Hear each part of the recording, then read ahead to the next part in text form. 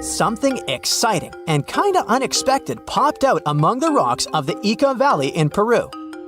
The bones of a really old whale that lived almost 40 million years ago. At first, no one was really impressed because the bones they found were big and weirdly shaped, so people just thought they were looking at giant boulders. I mean, that's cool too, but things got way better when they realized those were the remains of a very large ancient animal that roamed along the coast of ancient Peru. Plus, it was probably the heaviest creature that ever lived. Sorry, blue whale, I know you worked hard to get to the top. The length of over 100 feet and weight of more than 200 tons brought you the status of the biggest animal on our planet. But it seems you've held the title long enough. Time to hand it over to our next candidate, and that one's really gigantic. This ocean beast was probably shorter than the blue whale, but heavier, with a weight that could be between 93 tons and 370 tons. If it's closer to the higher number, it'll make Prehistoric the biggest animal ever known to have lived on Earth. And it seems its weight was the result of having extremely thick, dense bones. You can see such bones today in manatees or some other early whales. Dense bones are a great tool for such marine mammals. This feature makes them heavy and allows them to stay submerged most of the time. But at the same time, if their body was too heavy, they would end up sinking all the time and they would waste too much energy to move back up to the surface. So, to avoid sinking, marine mammals need to have enough lighter tissues, like muscles and fat, to help them float in the water without using too much energy. Now, scientists didn't have the whole skeleton, which makes it hard to tell how big the animal was, but they used the ratio of the heavy bones to the lighter tissues in other marine mammals to estimate the overall weight of this giant ancient whale. Experts found these fossils about 13 years ago and spent the next decade freeing the whale from the rock. Its anatomy and age showed this whale was a cousin of Basilosaurus, a whale that had a long snout full of sharp teeth, and a sleek body similar to that of an eel. Even if Prehistoric wasn't bigger than the blue whale, it was still a giant that ruled the ocean depths. Unlike modern whales, there's a possibility that this ancient fellow was a predator that liked to go after bigger prey. And this also changes how we see the history of whales. Scientists used to think these magnificent creatures became really big about 5 million years ago when they started eating lots of small creatures. But here's the proof that giant whales existed even before that. But it's still unclear how this whale managed to find enough food to sustain its enormous body. Plus, it's still hard to tell what exactly this ancient creature had on its menu. It was pretty large and not such a fast swimmer, so it's possible it searched for food in shallow waters. Then it probably ate crustaceans, clams, or some other small animals hiding in the sand. One theory says it was a scavenger, which basically means it munched on remains of everything that would come its way. It's not so unusual to find marine animals in deserts. Many of these regions used to be covered with water anyway. The Sahara in Africa is a perfect example. About 50 to 100 million years ago, this was not a dry desert, but a shallow saltwater body called the Trans-Saharan Seaway. The land is not wet there anymore, of course, but people who lived in that area knew about it because they used to find old shells across the desert. The sea was about 164 feet deep. That sounds enough for a nice swim. Some would say this area looked like modern Puerto Rico, with lots of sun and shallow water. Mangrove forests were a common thing as well as seafloors covered with mollusks, like snails and clams. The marine sediment that was left behind after the sea had dried up is full of different fossils. And the animal that lived in that ancient underwater world didn't look friendly. Plus, they were much bigger than their relatives from modern times, so a regular-sized human would end up as a snack, not even a whole meal. Normally, when animals live on small islands, they can become much bigger than their relatives from the mainland. This is something we call island gigantism, and it happens because there are more resources or fewer predators on islands. Maybe the same thing happened in the Trans-Saharan Seaway. Even though it wasn't an actual island, the water moved in and out, which created little pockets of water. And specific conditions in these pockets might have helped animals grow bigger. So we're talking about giant sea snakes, catfish, and fish that no longer exist today. One had incredibly strong jaws, and the animal used them to eat hard things and even crush shells. Their teeth showed they were fierce predators other animals had every reason to be afraid of. They went through some changes when it came to diet, similar to some types of piranhas. And the competition to get to the top of the food chain wasn't a joke. Not when there were also such large predators as sharks, crocodiles, and ancient relatives of elephants. Sahara went through different phases. If you could use a time machine and take a peek at Earth's largest hot desert as it was about 6,000 years ago, you wouldn't have to struggle with sand and heat. You'd have a nice walk through a green and pretty lush place. In the past, people who lived in that area didn't leave drawings on cave walls that showed camels, sand dunes, and scorpions. All those things you'd see in today's Sahara. Instead, they drew crocodiles. That's additional evidence that the Sahara used to have a lot of water and plants enough to support these big yet scary animals. Around 3 billion years ago, Earth might have been mostly covered with water. Today, it's about 71% of its surface, but it seems that our planet used to be a giant ocean world with no continents at all, just some scattered islands.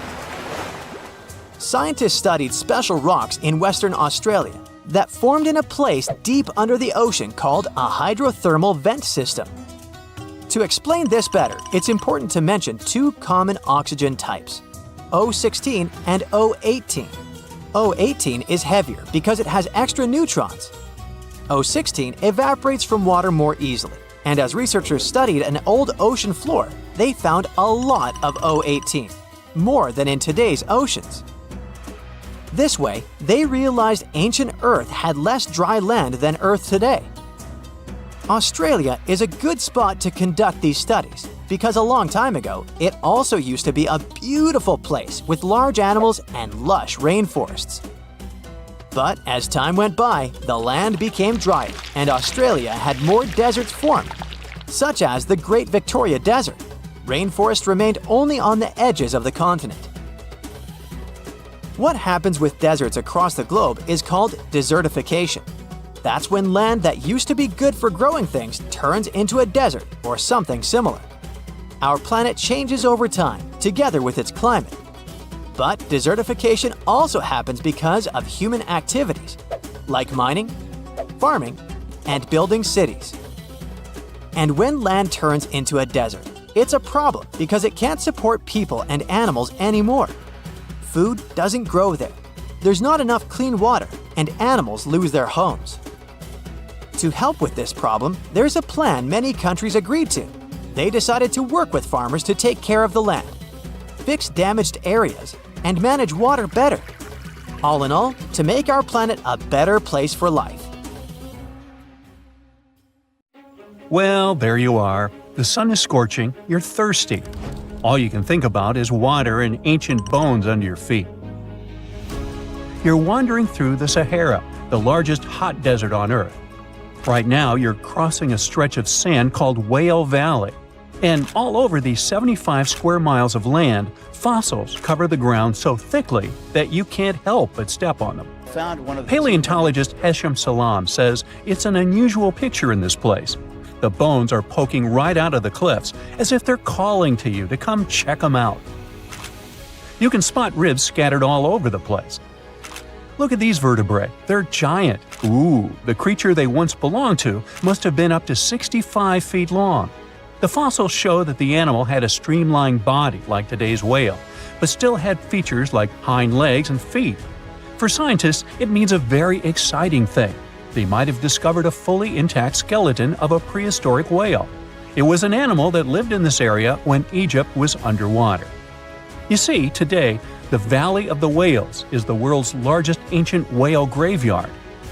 You're likely wondering what marine animals are doing in a desert more than 100 miles away from the nearest coast. Well, millions of years ago, This desert was at the bottom of a massive ocean called the Tethys, which stretched from Europe to India. When sea levels dropped, the ocean left behind a seabed covered with fossils. And today, the fossils of some of the earliest known whales rest here, which gives researchers a peek into how today's massive ocean whales may have evolved. The fossils here are super detailed, even with some stomach contents still intact. Scientists have also found fossils of ancient sharks, crocodiles, and turtles, helping to recreate what this marine world looked like millions of years ago. Now, the first whale bones were discovered in 1902, but it wasn't until the 1980s that people really started to explore the area, only when access to this area became better. Sadly, some fossils had been taken away by collectors before the site turned into a protected area. Most of the fossils are just under the surface, slowly revealed by erosion. Whale Valley gives us an amazing glimpse into millions of years of ancient coastal marine life. But let's move further. Ancient whale fossils aren't the only discovery you're going to make today. For over 150 years, scientists have been puzzled by a strange creature that lived millions of years ago. But now, thanks to some amazing fossils found in Morocco, they've finally figured it out. Look at them. These creatures are called blah blah blah. Nah, I'm kidding. Stylophorans. They look like flattened armor with a long arm sticking out. Researchers discovered these creatures in 2014 and were shocked. The fossils dated back around 478 million years. They found around 450 specimens, and to their surprise, some even had soft tissues preserved, which is super rare.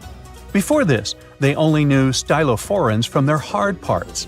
Originally, scientists thought these creatures were good old echinoderms, animals like sea urchins and starfish. But new discoveries prove that they had a core body and feeding arm similar to modern starfish, complete with a water vascular system to help them move and eat. This finding ends a long debate about where stylophorans fit in the animal family tree. Now we know they're related to echinoderms, but are more advanced because they don't have the typical 5-ray symmetry. Ooh, come here and look at this giant fossil. It was found in the Sahara and gave scientists new insights into the Spinosaurus, the largest carnivorous dinosaur we know about.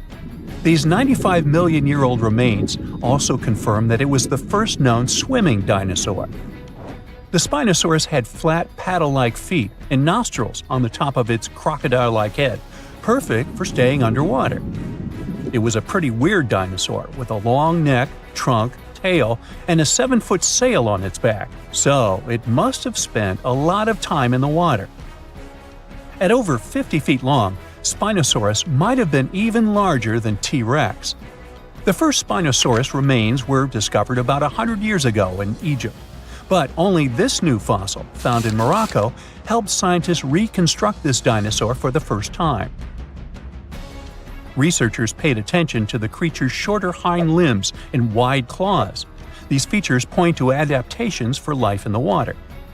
Its snout and dense bones also suggest it was a swimmer, while its spiked tail likely attracted mates. Hey, good looking, come here often? And here's another astonishing find made in Tunisia, the remains of Machimosaurus rex. Now, so far it's believed to be the biggest crocodile ever. This ancient croc was about 32 feet long and weighed around 66,000 pounds. It was a top predator around 130 million years ago, and its skull was over 5 feet long. Now, this discovery is a big deal because it shows that these crocs stuck around longer than we thought. Before this, scientists believed that they disappeared during a minor extinction event between the Jurassic and Cretaceous periods. Now, let's go back to the fact that the Sahara was once underwater, and some of the largest sea creatures ever lived there.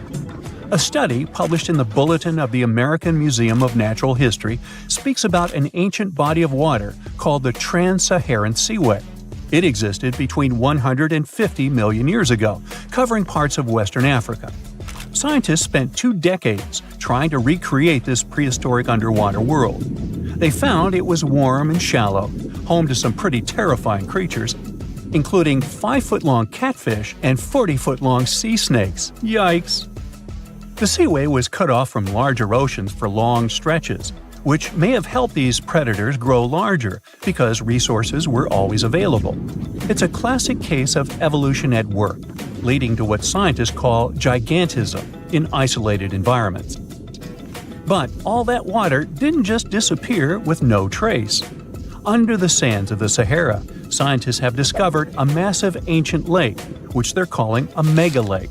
Makes sense? This lake formed around 250,000 years ago when the Nile River flooded the eastern Sahara. At its biggest, this lake covered over 42,000 square miles. It's about half as big as Kansas. They also found evidence of a smaller lake, 93 miles west of the Nile, at a slightly lower level and covering 18,600 square miles. All of this adds to growing evidence that once, North Africa had many lakes that might have created migration routes, helping early humans move across the continent. Now, in the Sahara, you can find not only fossils of bizarre animals.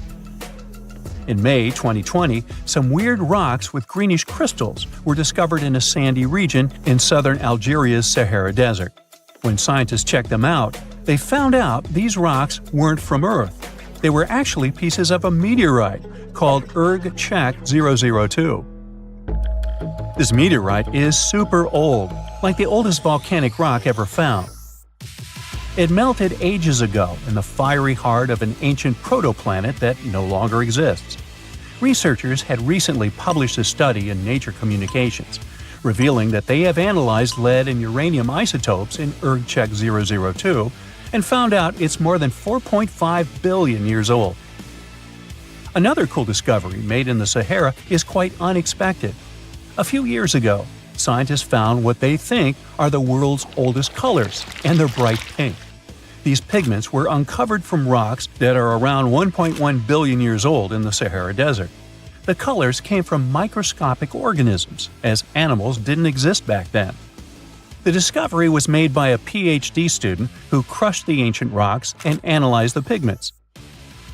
These pink pigments are actually ancient chlorophyll from photosynthetic organisms that lived in an ocean that's long gone. Researchers are now sure that this finding could help explain why larger, complex creatures showed up much later in Earth's history.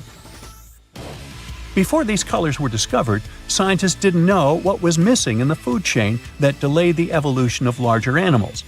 Now they understand that tiny cyanobacteria were at the bottom of that chain.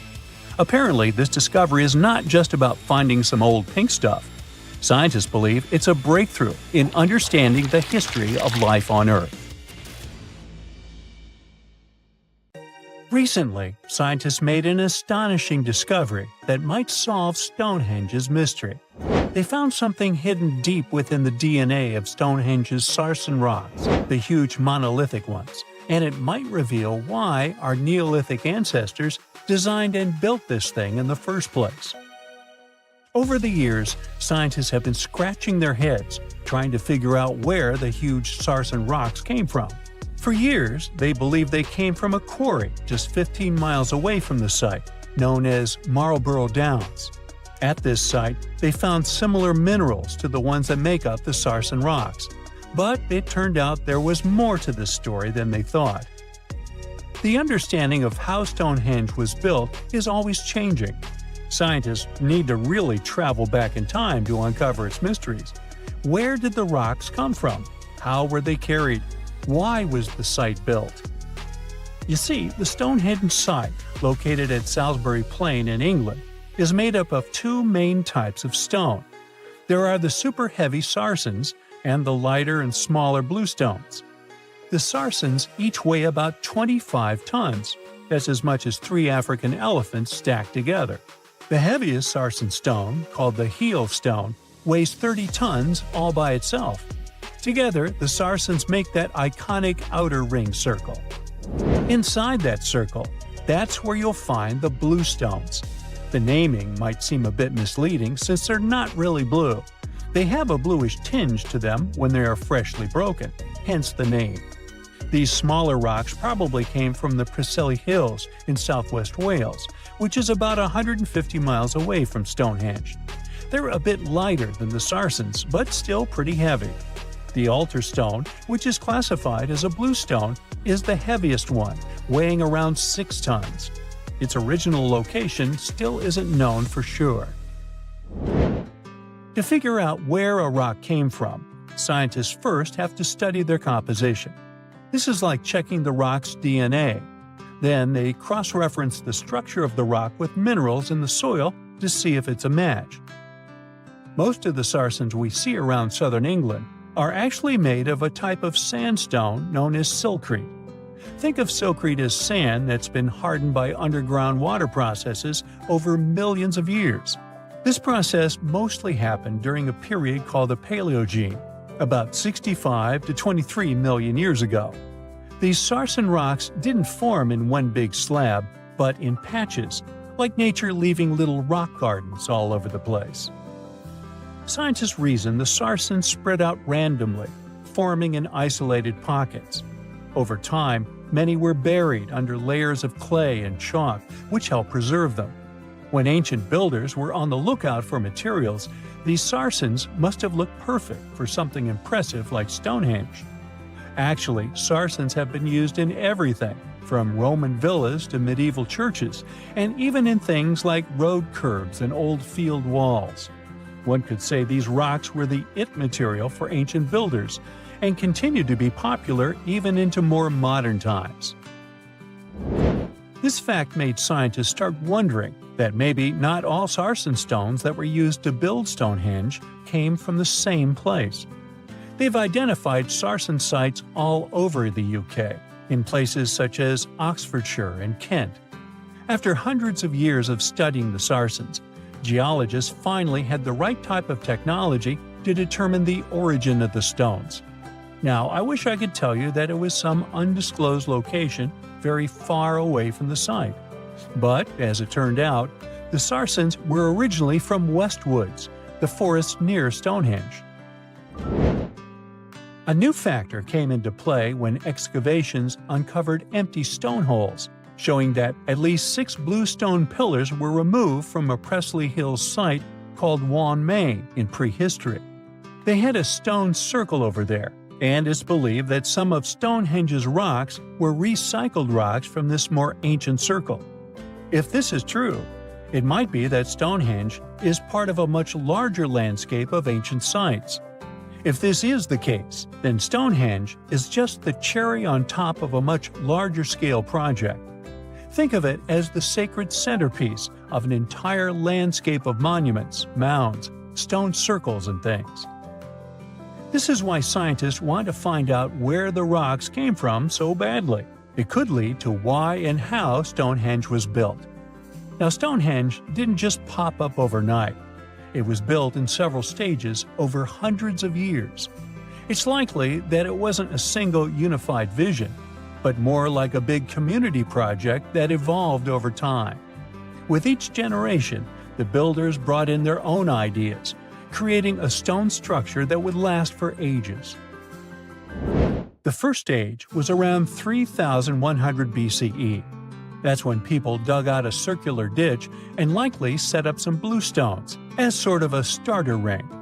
Later, they added the sarsens and even topped some of them with horizontal stones to form those famous arches you see today, also known as the trilithons. These ancient builders had some challenges on their hands. How would they move the rocks? There's an old theory known as the ice road that suggests that the rocks were moved by natural icy pathways that formed during the winter. This way, they could slide the rocks down all the way to Stonehenge. But hey, if we're talking about a distance of over 100 miles, that's not too realistic. Anyways, this theory was debunked because it was warmer back then than it is today. There's also the river theory, which suggests that the rocks were floated along the river from the quarry to the site. But if we're talking about sarsen rocks, they're too heavy to float. So there goes that theory. What we're saying is, no one knows how the rocks were moved. Another interesting science tidbit came from all the research done in Stonehenge. A recent laser survey of the stones revealed the different stone working methods used, and has shown that some of the parts of the monument were more carefully finished than others. In particular, the northeast side and the inner faces of the central trilithons were finely dressed. FYI, a trilithon is one of Stonehenge's most famous shapes. It's when two huge monoliths receive a third one on top of them, connecting the two together. This fancy word is simply Greek for having three stones. But anyways, the bigger question, and the reason Stonehenge is so famous, is why it was built in the first place. Theories are all over the place, and some sound like they're straight out of a sci-fi show. So here's a rundown of the most popular ideas. There's, of course, the solar calendar theory. This one supposes that the stones are aligned with the movements of the sun, especially during the summer and winter solstices. During the summer solstice, the sun rises to the left of the heel stone, that's the lone stone outside the main circle, lighting up the entire monument. Some say it's the ancient version of a calendar, marking the year's longest and shortest days. Some archaeologists think Stonehenge might have been an ancient healing center. Pieces of bluestone have been found chipped away, possibly by people who believe they had healing powers. The theory goes that people traveled from all over to come to Stonehenge in hopes of a cure for whatever was ailing them. There's also some speculation that Stonehenge was the place to be. Think of it as an ancient gathering spot. Some evidence suggests that communities from distant areas traveled to Stonehenge for gatherings, feasts, and ceremonies. Studies of bones found near the site show they came from all over Britain, making it a sort of prehistoric meetup location. It happened 66 million years ago. Hey, it could have been September. A massive asteroid slammed into Earth, bringing along chaos and devastation. The tragic aftermath of the terrifying collision led to the extinction of dinosaurs. Yes, I'm talking about the Chicxulub asteroid that left a massive crater in Mexico and changed life on Earth forever.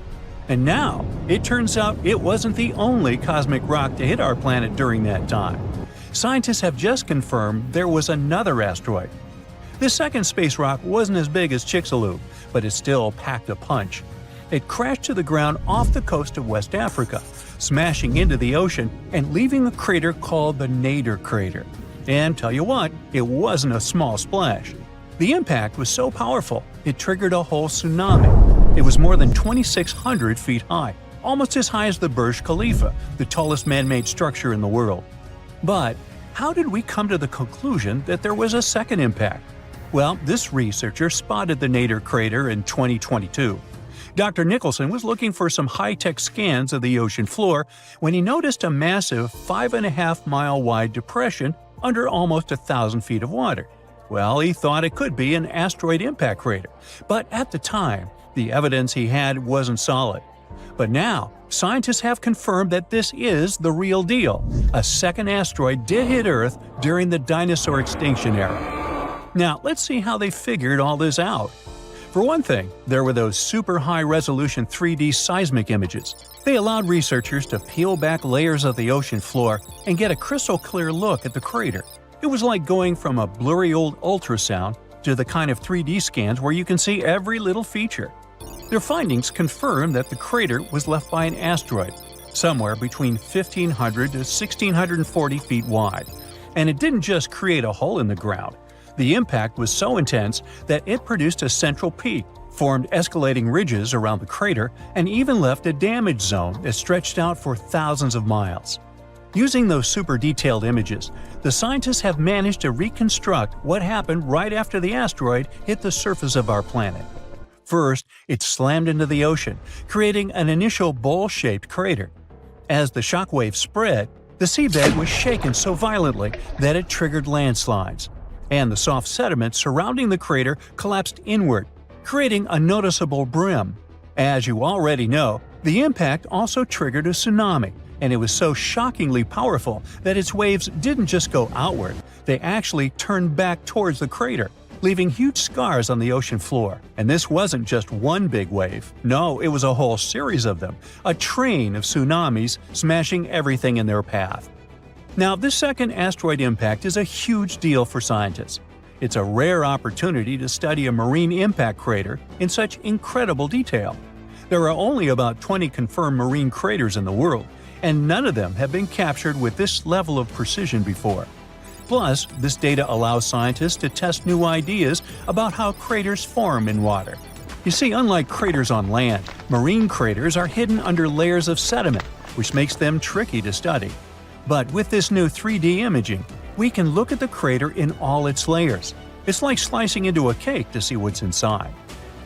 Dr. Nicholson and his team are now dreaming of drilling into the crater and recovering samples from deep below the ocean floor. This would allow them to measure the shock pressure during the impact and figure out what happened in the minutes, hours, and days following the collision. Of course, the Chicxulub asteroid is still the star of the show when it comes to the dinosaurs' extinction. This space traveler was giant, somewhere between 6 and 9 miles wide. It hit Earth at a devastating angle, sending vaporized rock and gas into the atmosphere. It caused an impact winter that lasted for 15 years, because all that stuff blocked out the sun and plunged Earth into darkness. Now, probably the most intriguing thing is that some experts think the Nader asteroid might have been a chunk that had broken off from Chicxulub before it hit Earth. It's still just a theory, but if true, it could mean that Earth got hit by a double whammy from space. Now, let's travel back in time to the year 1908 in Siberia. Look around. You see nothing but trees and rivers. And suddenly, a huge object, around 150 to 300 feet in diameter, dashes through the Earth's atmosphere. Is it a comet? An asteroid? Scientists aren't sure. What they do know for sure is that this intruder blew up in the sky over Tunguska, leading to one of the most powerful blasts in recorded history. It completely leveled the forest below, knocking out 80 million trees over an area of around 830 square miles.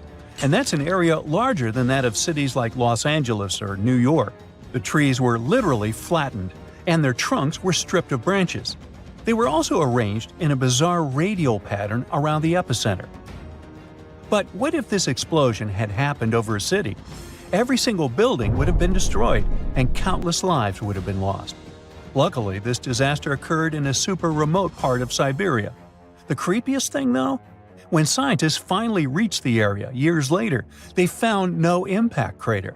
No wonder it led to even more mystery. The most logical explanation is that when the object went off in the sky, probably around 3 to 6 miles above the ground, it blew up before it could hit the ground, and still, it didn't stop the blast from leveling an entire forest. Fast forward to 2013 and another mind-blowing event, this time over a much more populated area, the city of Chelyabinsk. It was a regular February morning when an asteroid about 60 feet in diameter entered Earth's atmosphere, lighting up the sky. It was moving at a staggering speed of around 43,000 miles per hour. It blew up in midair, about 18 miles above the city. It was a horrific view, but luckily, the asteroid disintegrated high enough in the atmosphere without hitting the ground. If it had touched down, the city would have been in big trouble, because even though there was no direct impact, the explosion still created a shockwave that tore through the atmosphere, hitting the ground with enough force to shatter windows all over the place.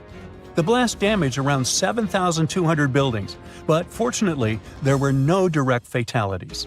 Still, it was a major wake-up call. This wasn't just some far-off cosmic event like Tunguska.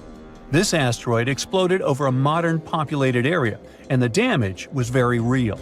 The good news? Scientists are getting better at spotting such objects before they get too close. Space agencies around the world, like NASA, are tracking near-Earth objects to figure out which ones could pose a risk. But as we can see from these two events, sometimes space rocks can still sneak up on us. And while the chances of a major impact are low, the stakes are really high. At the moment, there's one asteroid that NASA's keeping an eye on. It's called Bennu, and it's about the same size as the Nader impactor. Bennu is considered one of the most hazardous objects in near-Earth orbit. According to NASA, there's a small chance it could hit the Earth between the years 2178 and 2290, and the biggest risk date is September 24, 2182. But don't freak out just yet. The odds of the impact are only 1 in 2,700, But still, it's a reminder that Earth is always in the cosmic firing line. Tunnels, metro, underground systems, and even secret passageways to the houses of the rich and famous. Why else do we need tunnels, you may wonder? To hide. Many cities have underground tunnels and even underground doppelgangers. Now let's make it clear. Those passages are normally not connected, contrary to the popular rumor claiming that it was possible to get from Scotland to Turkey using underground passageways built around 5,000 years ago. I mean, it sounds insane even today. Imagine building it back in the day. These tunnels have an official name, the Erdstall tunnels, and they were most likely built in the Middle Ages. However, we still don't have the exact information about the date. The highest concentration of those tunnels are in Bavaria, Germany, but there are many of them in Great Britain and France too. Erdstall tunnels, a unique type of earthen passage found globally, are characterized by their narrow, oval-shaped corridors and tight choke points, known as schlups, or slip-outs. Despite speculation, their purpose remains a mystery. However, some of those tunnels have fireplaces and even vents, which might mean those were used primarily for shelter.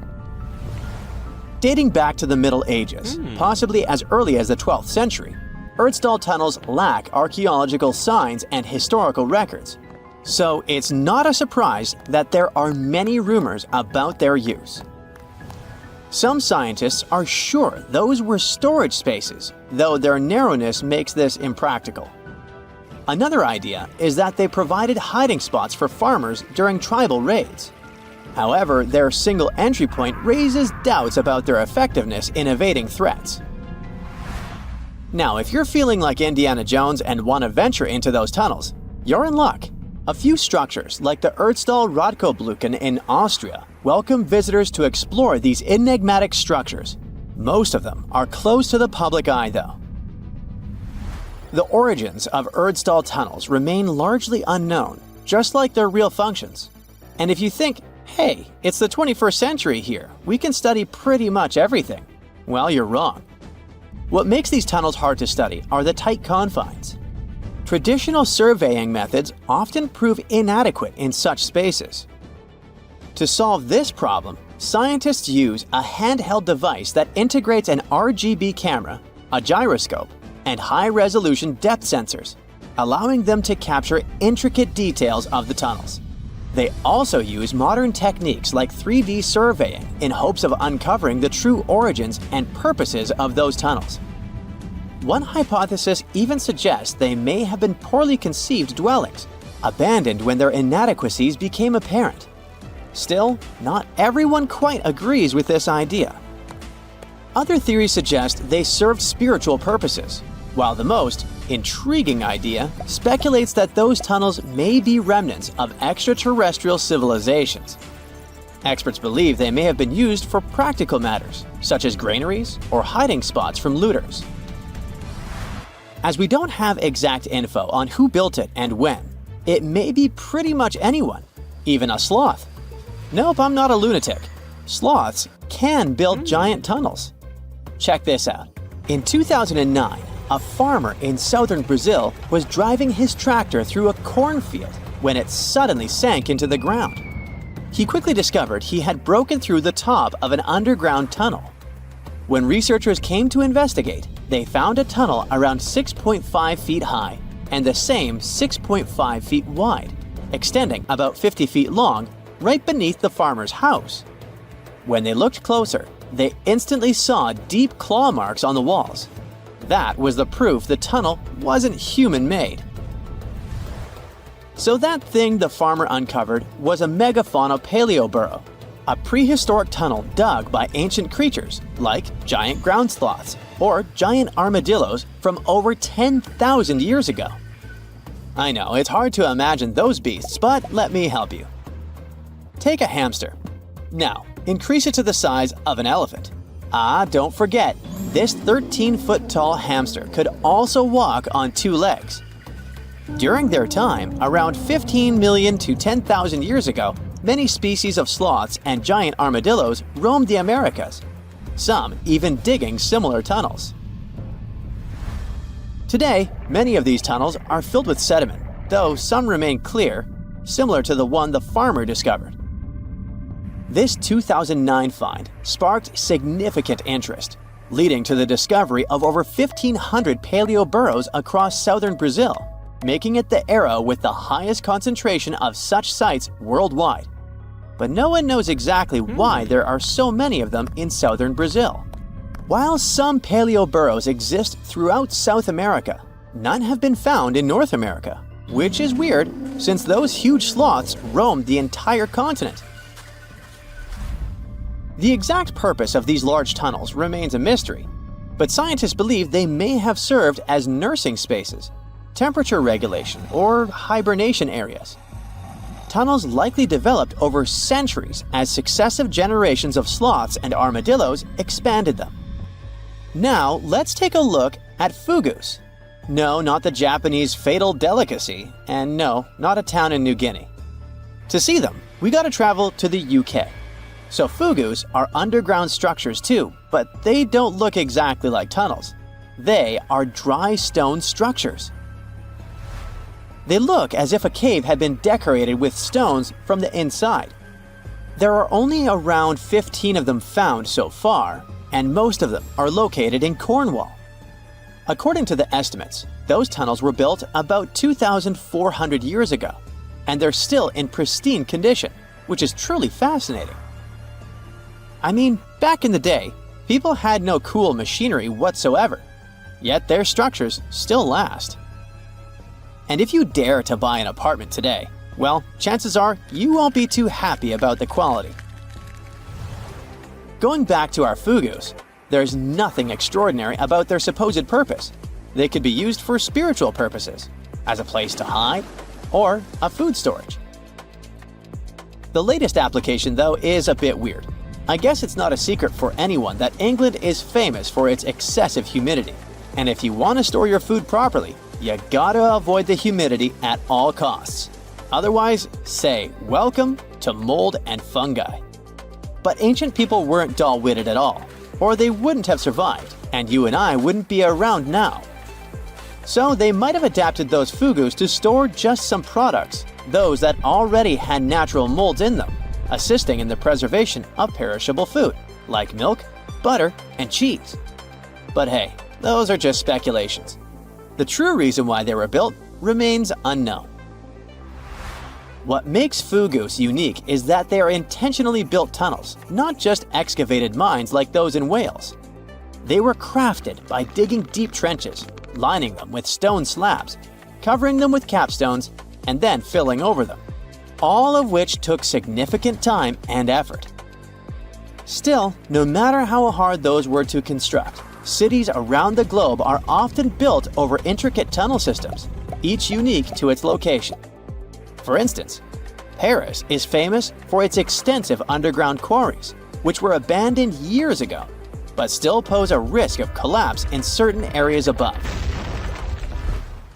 London boasts one of the largest tunnel networks in the world, including many that were specifically created for military purposes. In New York City, there are rumors of secret tunnels, while Los Angeles has old tunnels from the Prohibition era used for speakeasies. Many other cities also have their share of enigmatic tunnels, and surprisingly, Florida is no exception. It happened in the year 2011 in Ybor City. Near a former post office, flooding uncovered something weird, a section of an unknown structure. Back then, people didn't pay much attention to that, so it took another 7 years to discover something truly fascinating. This historic neighborhood was founded in the 1880s, but it remained unknown until 2018 that it also has a hidden tunnel network. We only learned of it because of renovation work. The exact purpose, of course, is unknown, but most scientists are pretty sure that they serve to connect to early gaming spots and the port of Tampa. Figuring out how extensive the tunnel network is tricky.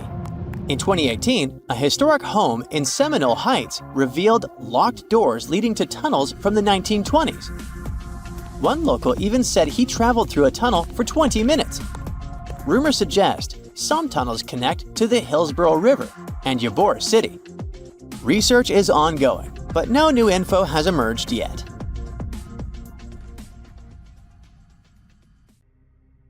Strange and amazing items are discovered often, but figuring out what our ancestors were up to is pretty tough. Especially when all you have are just some rusty cups and cave drawings. It's no surprise that even the experts in lab coats sometimes make mistakes. But it's not just about dusty plates and huge stones. Sometimes there's even humans with large heads. So grab your digging tools and let's travel back to ancient times to explore incredible societies that even scientists can't fully explain. Sardinia may look idyllic now, but I'm not gonna lie, I wouldn't fancy visiting it 3,000 years ago. Rumor has it, terrible giants roamed around this island back then. People even talk about finding human skeletons over 13 feet tall there, although nobody's ever shown anything to prove it. But the stories will make you wonder because some weird stuff has definitely happened. In 1974, over 5,000 pieces of broken stone artifacts were found in a part of the island called Monte Prama, but instead of being displayed in a museum, they were locked up in an underground vault for about 30 years. Sounds a bit suspicious, doesn't it? When they were finally displaced in 2005, scientists put the pieces together to find statues of 38 giant men standing 8 feet tall. Not quite as tall as the legendary skeletons, but still pretty huge. It's thought these statues were made by the Nuragic people, who lived on the island a long time ago. Besides giant statues, they also built over 8,000 massive stone buildings. Perhaps Nuragic weren't giants themselves, but they definitely liked their things big. I do too. I like a big number of likes on our videos. That'd be pretty great. Thank you if you liked this and subscribed. Now back to the video. You and I are pretty smart, but we might not be the smartest humans ever. Actually, we might not even be the smartest species. Since 1913, some skull fossils found in South Africa have hinted at a possibly smarter contender called boscop man. This human-like species might have lived as recently as 10,000 years ago. Their skull suggests they had really big heads, which means their brains could have been 30% bigger than ours. Wow! Their average IQ could have been around 149, making them among the smartest 0.05% of people today. But if a boscop brainiac was so much smarter, why are they not around and we are? Well, bigger isn't always better, you know. Our brains are a lot bigger than our ape relatives, mainly in the prefrontal cortex. This part helps with high-level tasks like making decisions, remembering things short-term, and being aware of ourselves. The parts of the brain that handle our senses and movements haven't really grown much. So, maybe the boscop spent too much time dwelling on the past rather than doing practical things like hunting. But this is all just guessing. We really don't know what happened to these clever cousins of ours. Some people even argue that boscops weren't any different from us, with the only evidence being parts of skulls. The jungle is huge. Did you know the Amazon rainforest is home to about 30% of all the world's plant and animal species? That's impressive. However, the history of one native species, humans, has long puzzled scientists. The mysterious Kasarabe people lived here for hundreds of years and then vanished around 1400 AD. People thought the Amazon only had a few scattered tribes, but recently we discovered big, unusual shapes in the ground called geoglyphs. These might look like simple shallow ditches, but they're actually the remains of a vast civilization that spread over 5,000 square miles and includes about 450 markings, some as wide as 1,300 feet. That's insane! They likely contained ceremonial buildings and could have hosted up to 1 million people as recently as 550 years ago. Thanks to new technology like LiDAR, which uses a safe laser to map the forest without harming it, we can explore deeper. In 2019, some scans showed miles of raised roads and pathways and even pyramids over 70 feet tall. They found 26 separate settlements, 2 of which were at least 250 acres each. Damn, that's like 330 soccer fields. It's not certain what happened to the Kasarabe people. Maybe European conquistadors drove them out. Maybe the most baffling ancient civilization is one we've never actually found a trace of. Yep, I'm talking about Atlantis, the grand city that supposedly sank into the ocean. The first mentions of Atlantis come from the ancient Greek philosopher Plato, who talked about a great city near the Strait of Gibraltar. But for ages, everyone just thought Plato made up Atlantis as a perfect version of his own Athens. So why, about 12,000 years after it supposedly vanished, do we still wonder if it might be real? Well, in the 19th century, U.S. Congressman Ignatius Donnelly wrote a book giving 13 reasons why he thought Atlantis was more than just a myth. Then, in 1965, some folks thought they actually found Atlantis when they discovered the Richat structure, a massive 25-mile-wide dome in Mauritania, Africa. It's so big that you can see the whole thing from space. 2 astronauts flying over the Sahara Desert spotted this giant eye staring back at them and thought they'd made the discovery of a lifetime. Unfortunately, there's no solid evidence linking this structure to Atlantis. It's believed to have formed from volcanic activity about 100 million years ago. But it does look suspicious, doesn't it? Still, we're no closer to knowing the truth. Imagine going back to about 3300 BCE and finding yourself in South Asia. Welcome to the Harappan civilization. These people were way ahead of their time. They had cities like Harappa and Mohenjo-daro, complete with baked brick houses, sophisticated drainage systems, and even public baths. This place might have had over 5 million people, making it one of the densest regions at the time. They also invented a system of standardized weights that was incredibly useful for traders. And trading they did. These people had connections stretching all the way to the Middle East, thanks to their great skills in metallurgy. They even had a form of ancient branding. The seals were used to stamp clay on trade goods. Despite being so advanced with a thriving urban life, there's a whole bunch of mystery shrouding their language and script. We've got bits and pieces of their writing, but no one's deciphered them yet, even with all the technology we have today. We also still don't know how exactly their society worked. It looks like they didn't flaunt their social status as much as other civilizations. No grand palaces or massive monuments. Instead, their largest buildings might have been granaries. They sure were practical. Unfortunately, all good things must come to an end. Around 1800 BCE, this bustling civilization started to decline, possibly due to shifts in river patterns. As the environment changed, the Harappans packed up, moving towards more hospitable lands. Ever heard of the Minotaur? The beast with a bull's head and a man's body, hunting the bravest travelers in a massive maze. Well, this wasn't just any old tale. It was one of the most popular dramas of the ancient world. And it was inspired by this place, the island of Crete.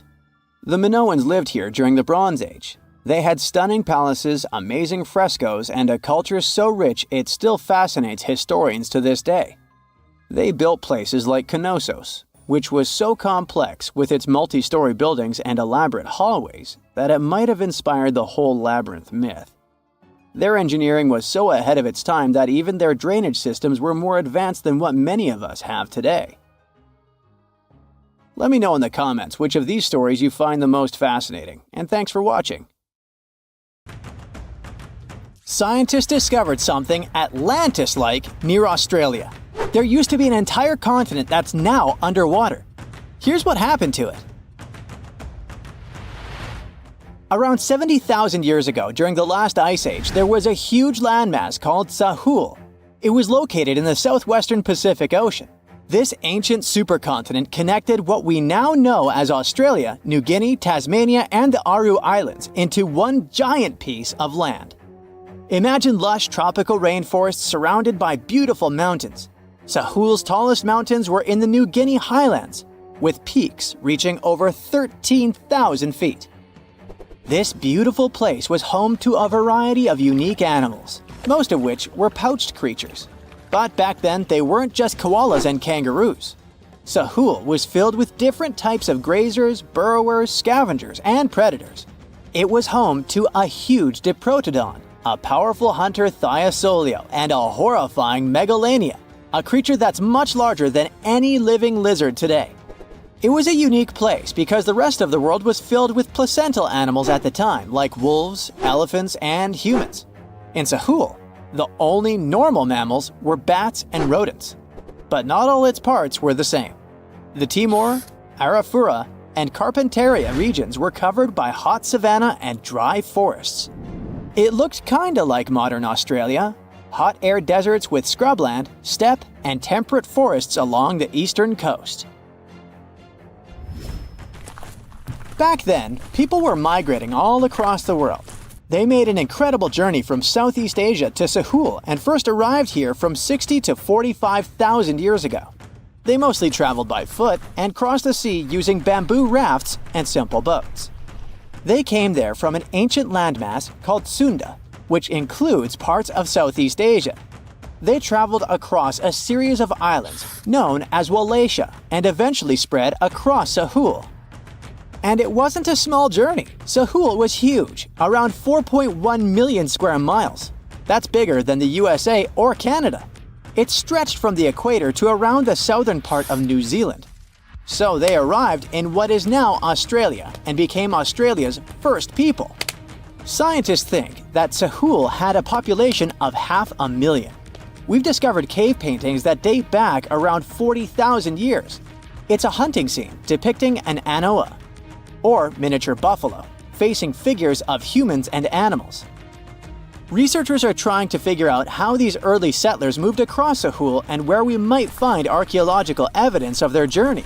To do this, they created a landscape evolution model. The simulation showed how Sahul changed between 75,000 and 35,000 years ago. It showed potential migration routes and archaeological sites. Humans likely traveled along coastlines and rivers. But how did Sahul get submerged off the coast of Australia, similar to the mythical Atlantis? During the last ice age, much of the Earth's water was locked up in large ice sheets and glaciers. The sea levels were much lower than they are today. After that, the global temperatures increased. The ice sheets melted and the sea levels rose, flooding the land bridges that once connected different parts of Sahul together. About 8,000 years ago, New Guinea separated from mainland Australia, and then, about 6,000 years ago, Tasmania did the same. We still can explore the underwater parts of Sahul thanks to new technology. Divers explore and collect samples directly from the ocean floor. Underwater drones can go to places that are too deep or dangerous for humans to explore. And with sonar mapping, scientists use sound waves to create maps of the ocean floor. It's like using an echo to see what's underwater. The sound waves bounce off the seabed and come back, helping us create a picture of what it looks like. Deep underwater, archaeologists have found stone tools and other artifacts. They also discovered fossils of animals like Diprotodon and Thylacoleo. By studying the underwater terrain of Sahul, they learned about the ancient rivers, lakes, and coastlines that existed during the Ice Age. But Sahul isn't the only underwater continent. Sahul isn't the only hidden gem of Southeast Asia. Take Sundaland, a place made up of Sumatra, Java, Borneo, and some other islands. This place was crazy huge during the Ice Age, but now almost fully underwater. Almost, but not entirely. The parts above the ocean are teeming with life. If you like birds, check this place out. It has almost a fifth of the world's bird species. You can spot colorful birds like the Java hawk eagle and the Bali starling among the lush forests. It's also a home to a fourth of Earth's fish species. Sundaland's waters are a haven for marine life, even the most exotic animals like the Asian arowanas. It's also a treasure trove of flowers. That's where you can find Rafflesia and Titan arum, the world's largest flowers. This makes it very similar to Zealandia. Zealandia is a long, narrow piece of land about half the size of Australia. It broke from Antarctica about 100 million years ago. Just like Sundaland, it isn't fully underwater. 7% of it stayed above sea level. This sticking out little piece is what we now call New Zealand, along with Stewart Island and some smaller islands. These pieces of Zealandia are lush and warm. They're packed with volcanoes, mountain ranges, beautiful natural geysers, and hot springs. Local people, Maori, use these hot springs for cooking. People place corn, eggs, and vegetables in baskets and lower them directly in the hot springs. Sometimes they cook food in a pit oven using heated rocks. Another hidden world is known as Argoland.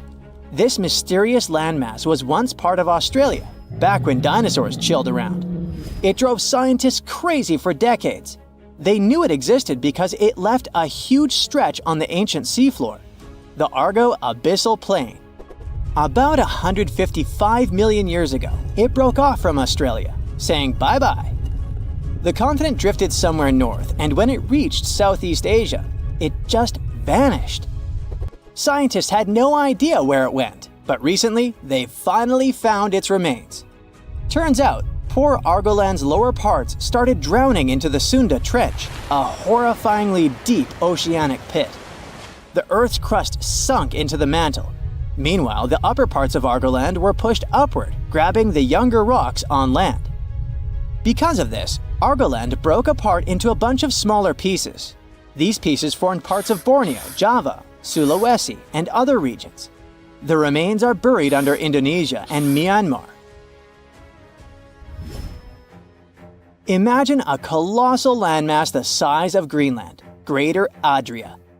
Its journey began about 240 million years ago when it broke away from the supercontinent Gondwana.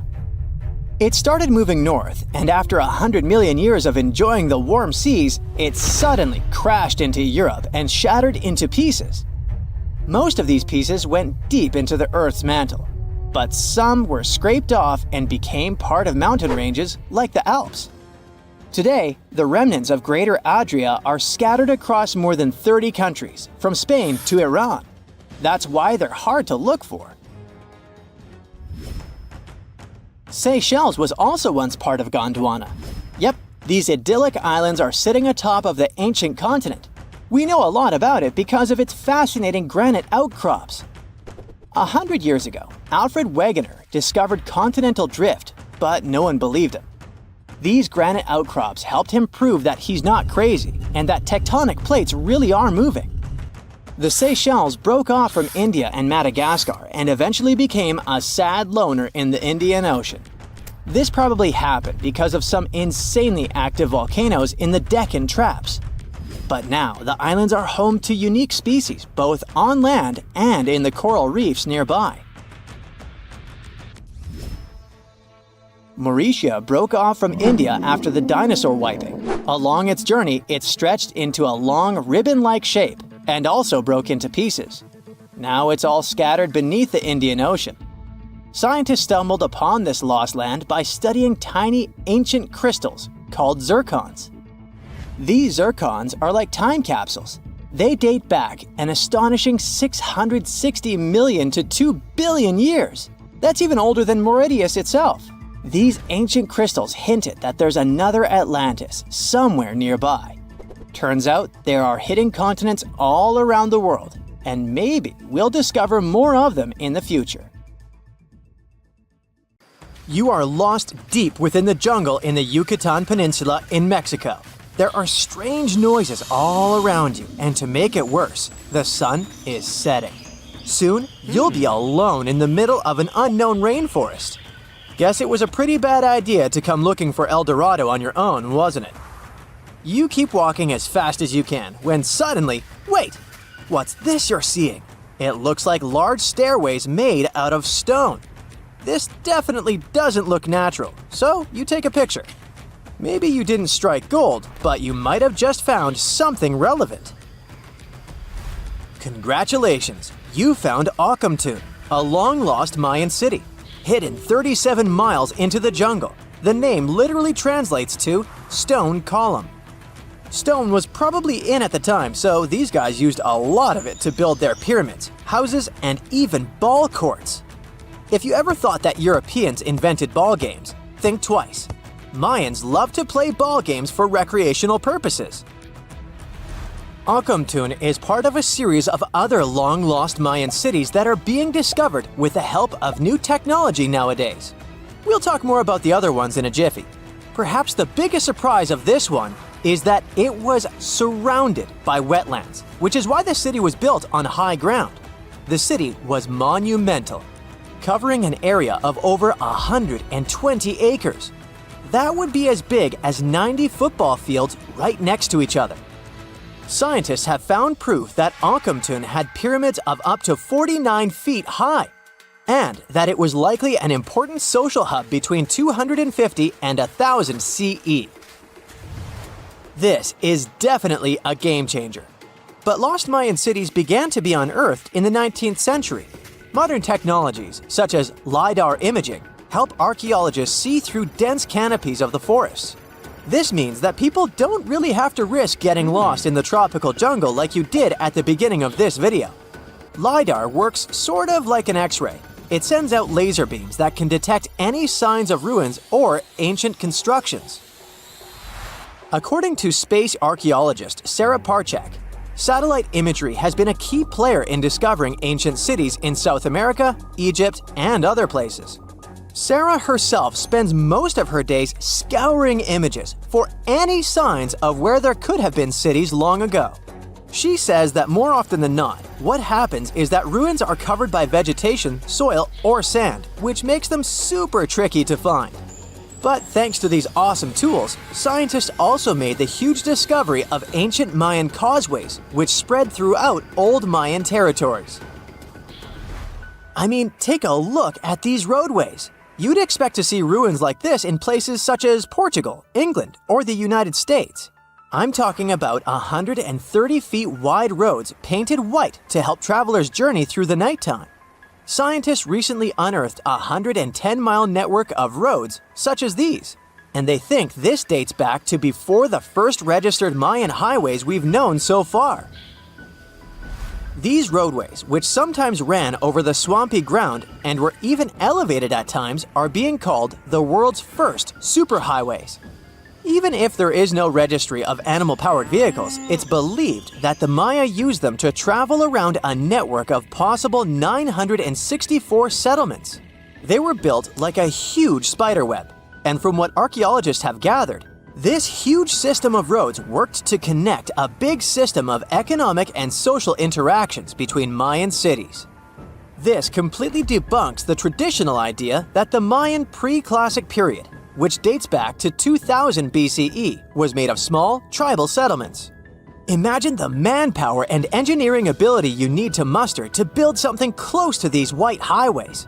Scientists believe that these causeways were built pretty much the same way as the Mayans built their pyramids, with a mixture of mud and quarry stone. Oh, and using several layers of limestone to make them white. That's pretty cool, right? But let's take a few steps back for a moment to get some context. The Mayans were one of the biggest pre-Columbian civilizations living in the Americas. Until now, experts believe that at its apex, the Mayan civilization consisted of over 40 cities with a population of millions of people. That's a lot of folks.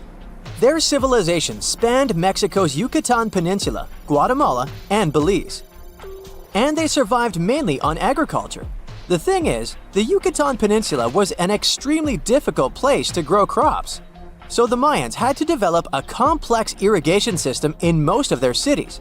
They built a series of ceremonial buildings, pyramids, and plazas.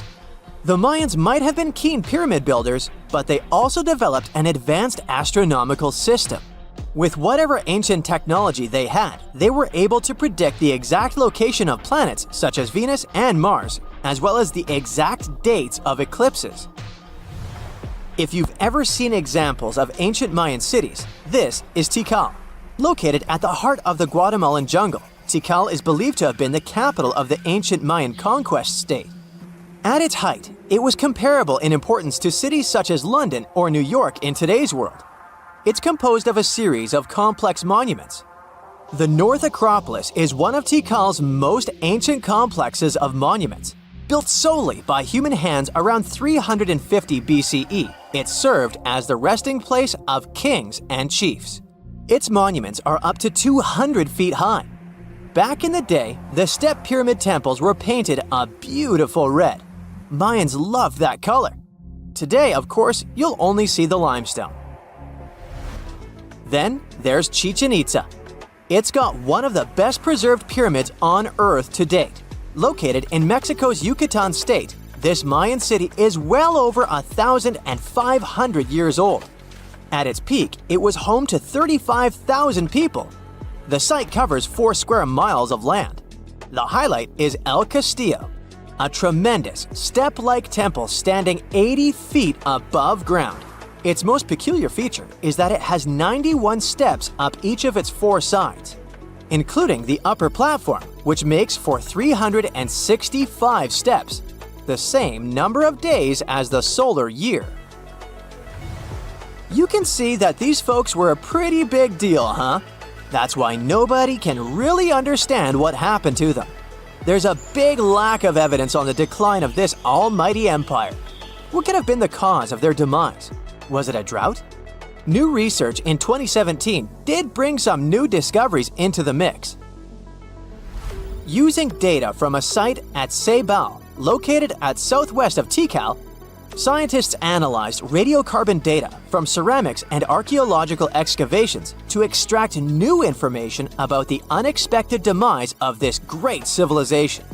The information shows that instead of a sudden collapse, the Mayans most likely fell in waves of social instability and political crises. These events are believed to have deteriorated Mayan city centers and began causing the dispersion of the Mayan population. It's hard to pinpoint the exact causes, though. But hey, recent discoveries are shedding a big light on humanity's past. Not only about the Mayan Empire, but about other long-lost civilizations of South America. A major recent discovery in Brazil was done using satellite imaging technology and is also shocking scientists. Some images from near the Xingu River, also in the Amazon, suggest that cities of millions of people might have existed inside the jungle, way before our modern civilization ever existed.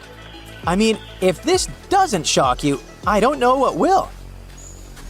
Satellite imagery also detected a network of trenches dating back to 200 and 1,200 CE in the Bolivian Amazon forest. These proofs suggest settlements that could have supported around 60,000 people right in the middle of the Amazon forest. When researchers from the University of Florida went on ground to check the satellite information, they were shocked to find several mounds that were accompanied by ditches and geoglyphs. Archaeologists also found remnants of carefully designed walls centered around plazas, much like the type of construction done by the ancient Mayans.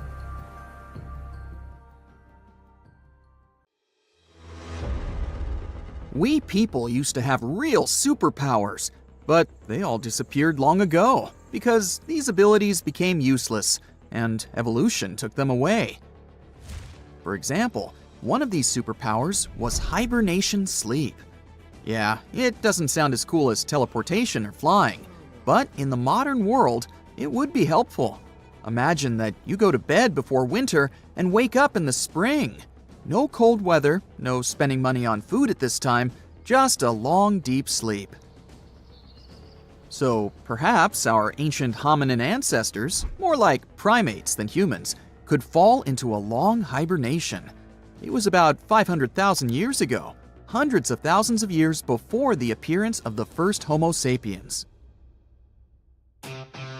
Hominini of that time lived in caves during the Ice Age and fell into a long sleep to survive. However, this is not a confirmed fact, but scientists have some guesses about it. Paleontologists discovered many fossils of our ancestors in one Spanish cave. The analysis showed that hominini lacked vitamin D and fat reserves. These strange indicators showed that the inhabitants of these caves could be in a state of hibernation. Perhaps their metabolic processes slowed down and their fat and vitamin reserves were depleted to support life during a long sleep. Of course, such an ability could be useful in the modern world, but it has several disadvantages. Let's look at the example of bears and what problems they can face during hibernation.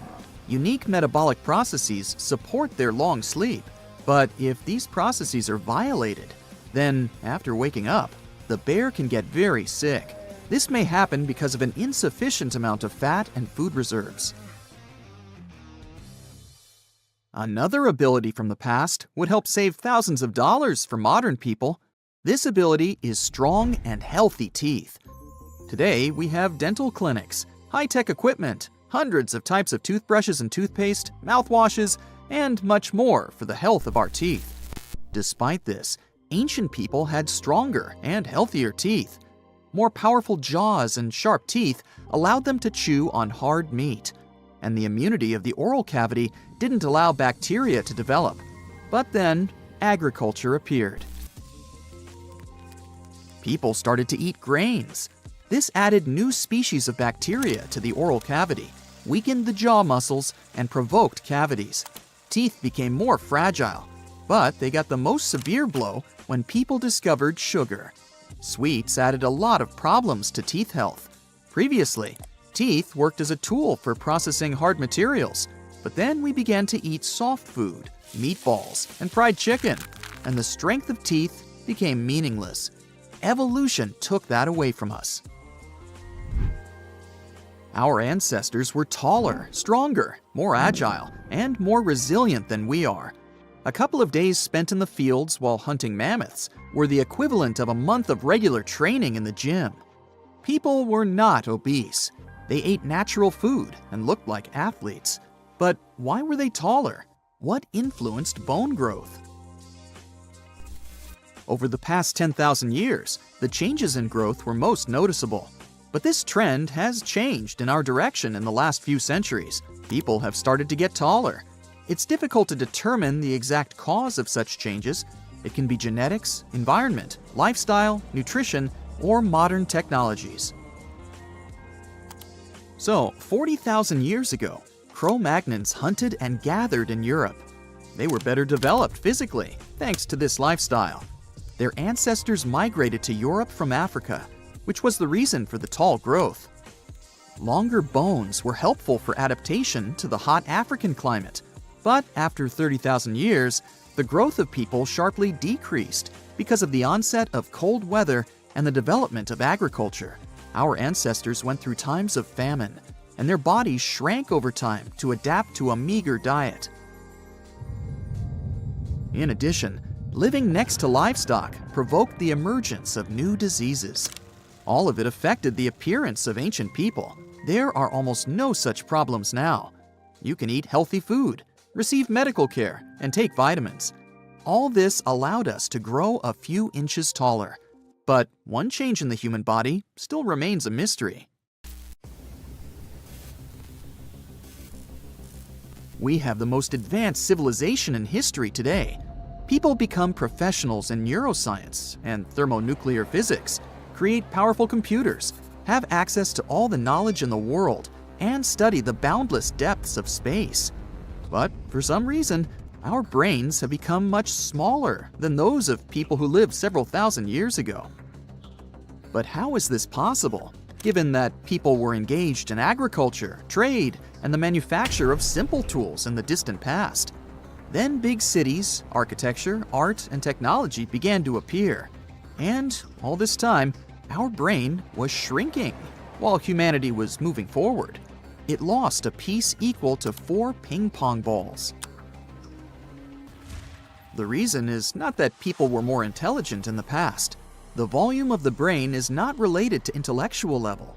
It's possible that people's brains have shrunk because of collectivity. To understand what that means, let's take a look at ants. Scientists measured the brain size of some species. They saw that species participating in complex social systems had smaller brains. This means that if an ant interacts closely with other ants, sharing work with them, its brain decreases. Sharing duties with other species contributes to brain shrinkage. Its cognitive abilities are distributed among different groups performing different jobs. It seems like a brain unloads its working, and thus becomes smaller. That is, if you live alone on an island, do agriculture, fish, and build a house alone, then your brain becomes bigger. But in a large society, where all these activities are distributed among many locals, the human brain is shrinking. In a sense, intelligence becomes collective. And at what point in time did human intelligence become as collective as possible? When writing appeared. It appeared about 2,000 years before the beginning of brain shrinkage. When people learned to write, they freed up a large memory area in the brain. They didn't have to keep all the necessary things and ideas in their minds.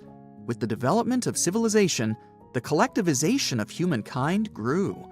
And then there was TV and the internet. We will discover how this affects our brains in the future. On the one hand, the volume may decrease even more, but on the other hand, we're surrounded by an endless stream of information. We don't know yet how it will affect the size of the brain. The collectivization of consciousness is only one of the hypotheses according to which our brain has increased. Another theory says that this happened because of the home lifestyle. The brain of a dog, cat, or other pet is smaller than their ancestors who lived in the wild without a human. When people started living in cities and spending less energy on getting food, their brains could also begin to shrink. In addition to the size of the brain, people have undergone many changes. Humanity now shows a huge variety in appearance, which the early Homo sapiens didn't have. In the distant past, they possessed the same physical properties characteristic of a particular region. For example, a short and stocky build was typical for people living in cold conditions. The body area of a small person helps to keep warm better. Also, the body area of a tall person gives off heat more efficiently, so people in warm African regions are taller. And in places where it's scorching during the day and frosts come at night, people can develop the ability to lower their body temperature without feeling cold and shivering. This phenomenon concerns the Australian native tribes living in the central desert. The environment affects external characteristics almost as well as genetics. And over the past 40,000 years, the speed of evolution has increased. The ability to travel and the growth of the people population contributed to the mixing of different ethnic groups across the planet, which also provided diversity in evolution. It seems like humanity still comes to the highest point of our evolution, and perhaps there are no limits to that.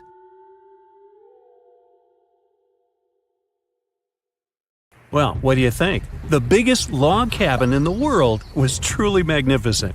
Known as the Forestry Building, it was enormous, at over 200 feet long and more than 70 feet high. It was built in 1905 in Portland, Oregon, in the United States. And Portland was known for its flourishing wheat and flour industry, a growing shipping port, and timber industry at that time. This log cabin was part of the big exposition held in Portland. It took 2 years to build it. The Forestry Building was constructed out of whole logs. Even the bark was still in place. The interior of the cabin held 54 giant unpeeled logs, and some of them were 6 feet across. These logs supported a 2-story center aisle lit by skylights. It was designed in the shape of a cross. And then, one night, almost 60 years later, one of the neighbors sensed smoke. He looked outside. Fire!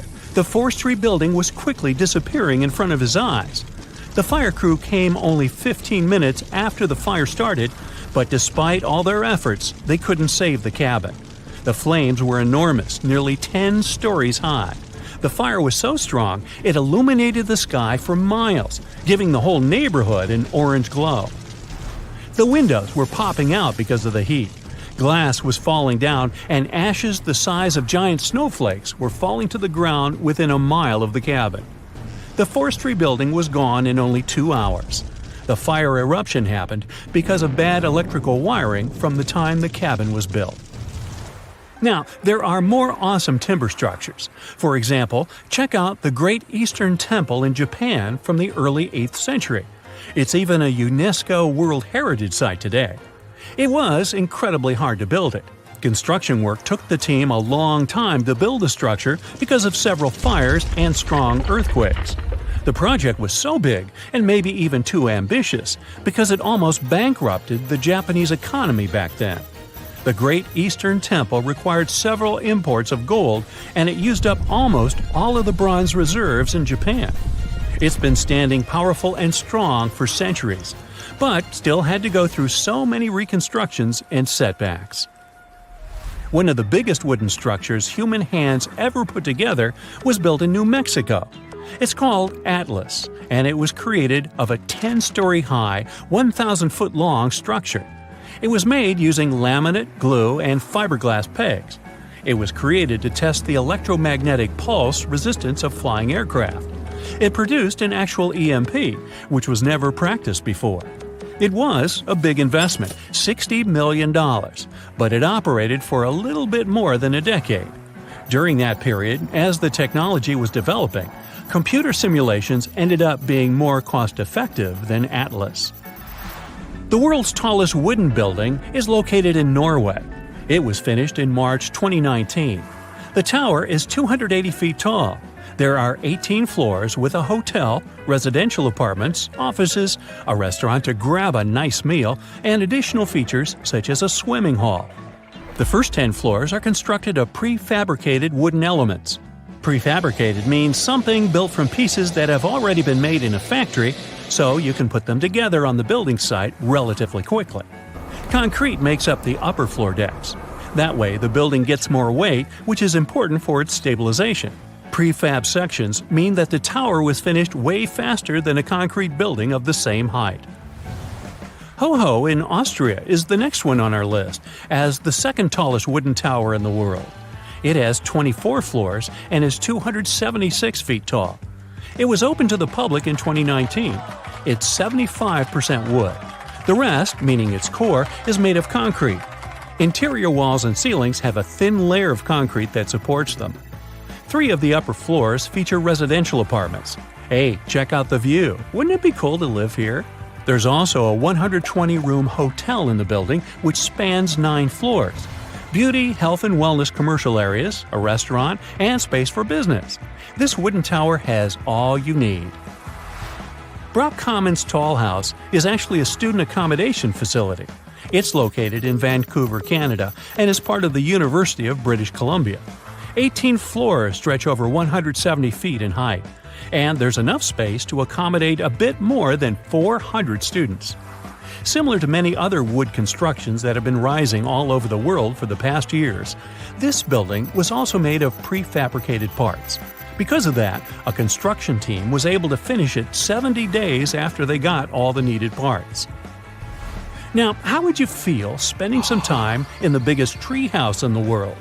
Known as the Minister's Treehouse, it was built in Crossville, Tennessee. It's gigantic, especially considering what you would expect a treehouse to look like. It's a 10-story structure with a living space of more than 32,290 square feet. 6 oaks support it. Plus, over 250,000 nails have been used in that house since 1993. There's even a penthouse on the 10th floor. Also, there's a big space in the center of the house. It's so large, you can literally play basketball games over there. Now, this wasn't an instant product since it took 14 years to finish it. The Minister's Treehouse was completely made out of wood, but the cost of the building still ended up being about $12,000. We're still on American soil, moving to another large log cabin called Timber Moose Lodge. It's in Heber City, Utah, and is considered to be the biggest private log cabin in the United States. More than 26,000 square feet of living space certainly show that. It has 16 bathrooms and just 13 bedrooms. And a sauna, indoor swimming pool, outdoor decks, and balconies. And a magnificent view. It's actually a pretty cool log cabin where you can place up to 60 people. Going to Norway once again to see Tree, the 167 feet tall residential block finished in 2015, only 4 years after they started designing it. There are 64 apartments in the 14-story building. People also call it the Tree because it's designed with wooden materials. parts of the treat's facade are clad in metal and glass. This way, the wood is safe from harsh weather conditions. The treat's weight is, of course, lighter compared to concrete buildings, but its structure is still reinforced because the construction team made a load-bearing framework structure from a glued laminate timber truss. Log cabins were common in North America in the past, but many of them have been burnt down or destroyed in some other way. Of the last big surviving log cabins is Granot Loma. You can find it on the shores of Lake Superior in Michigan. More than 400 Scandinavian craftsmen got together and built Granot Loma between 1919 and 1923. One rich man simply wanted a nice summer house, which ended up as a large, fancy log cabin with a private beach and many other features for relaxation and fun. Wooden buildings are the future because it's all about working with renewable construction materials we can find in nature. And such buildings need to be safe to avoid the destiny of the forestry building from the beginning. That means they need to be as fireproof as possible. A couple of months ago, there was the biggest mass timber fire test ever made in the world. Over 150 experts from across Canada, including engineers, fire officials, architects, and many others, had a chance to watch a full-scale fire test at the Canadian Explosives Research Lab in Ottawa. They needed to see what would happen to a large timber construction when it's exposed to fire. Hey, any guesses? Well, about 40 minutes after the fire reached its peak, the fire self-extinguished. That means the mass timber can take fire as well as non-combustible construction. Mass timber structures can take fire even in the scenario where the sprinkler system won't work and the fire department can't respond at the moment. Well, that's encouraging. Hey, how do you feel about taking a trip back in time? We're diving into the history of the Amazon forest to unravel the mystery of its lost cities. Grab your bug spray and hop on. The Amazon forest is the world's largest rainforest. The environment there can be extremely challenging for human life. Yet, the legend goes that the Amazon has been home to sprawling settlements rich in unmeasurable wealth. Could that really be true? Or is that none other than a figment of our collective imagination? The legend of El Dorado might be the myth that started this whole thing. As European explorers began their excavations in American lands back in the 1500s, word got out of an Amazonian civilization that used to paint their leader in gold as an offering to higher powers. The legend of El Hombre Dorado, aka the Golden Man, began to quickly spread around Europe. Explorers got excited at the possibility of finding an infinite amount of gold somewhere deep within the Latin American jungle. And as you can imagine, expeditions to the continent began to multiply with each passing year. It didn't take long before explorers found this civilization. They were known as the Muisca people and were located in Colombia, near Lake Gudavia. The Muisca people had a tradition of painting their leader, aka the Zipa, from head to toe in gold. In a ceremonial gesture, the Zipa would swim into the river, spreading gold dust all over the lake. For the Muisca, this was their way of acknowledging and thanking the higher powers of the universe they believed in. When European explorers heard and witnessed this practice, they were amazed. For them, gold was used solely for commercial purposes as their main currency for trade. This made them think that the Muisca people must have stacks and stacks of gold hidden somewhere in the jungle for them to use it so abundantly. Well, that's how the legend of El Dorado was born. What was once the practice of El Hombre Dorado traveled on word of mouth until it became El Dorado, a fictional city that was most likely to hide piles of gold. The hunt for this city led Europeans to spend large amounts of money to scour the Amazon forest. Unfortunately, all of their expeditions came back empty-handed. That is, if they ever came back at all. Now, jump to the beginning of the 1900s. In England, the Royal Geographic Society, a prestigious British institution, was looking for somebody willing to travel down to Latin America to trace the border between Brazil and Bolivia. More specifically, the part of the border that is nestled deep within the Amazon rainforest. One Sir Percy Fawcett was a Latin American aficionado, and he gladly volunteered to do the job. Oh, it's important to note that the Amazon forest is virtually the size of the continental USA. It sprawls across 8 countries, including Brazil, Peru, and Bolivia. And trust me, getting around is no easy feat. The jungle is covered in dense vegetation, and in addition to that, it's home to insane predators such as anaconda snakes, panthers, crocodiles, piranhas, and so on. But despite all that, Fawcett was very successful in his mapping adventure and seemed to be wanting to come back more. Back in England, Fawcett would scour diaries from other explorers hoping to learn more about the ancient Amazonian civilizations. He would read about the Incas and the Mayans and the great empires they built. He believed that if the Incas were capable of building empires that stretched over 2 million square miles, this could mean that other Amazonian civilizations could have thrived there too. During his research, Fawcett came across a report from a 16th century explorer. The report told of a city deep within the Amazon forest that held unimaginable quantities of minerals. A town that stretched for 15 miles without any space from a house to house. This report fueled Fawcett's imagination to a new extreme. From then on, he became obsessed with finding what he called the lost city of Z. Over years, Fawcett searched the Amazon forest, usually looking for stone ruins that could possibly indicate human settlements. On his later expeditions, he focused on exploring the state of Mato Grosso in central Brazil. He would travel from Europe and into the lower region of the Xingu River. The trip to the Xingu would take him around 14 days on foot. Then, he would set sail in small wooden boats accompanied by local indigenous leaders that knew the region better than anyone. How he communicated with the indigenous population is still a mystery, since they only spoke in local dialects. Some scientists believe that this could have been the real reason why he never found the city. They believed he wasn't able to communicate what exactly he was looking for. And this was not his greatest difficulty. As we've said before, Amazon is not a kind place for its visitors. In his diaries, Fawcett tells of encounters with a 60-foot-long anaconda, which he bravely survived. He writes of endless sleepless nights and waking up with his hands and feet swollen from mosquito bites. Some of his peers said he was invincible and tireless, but the day came during his 8th expedition when he didn't make it back home. Fawcett disappeared without leaving any trace behind. Some even suspect that he was close to reaching his lifelong goal.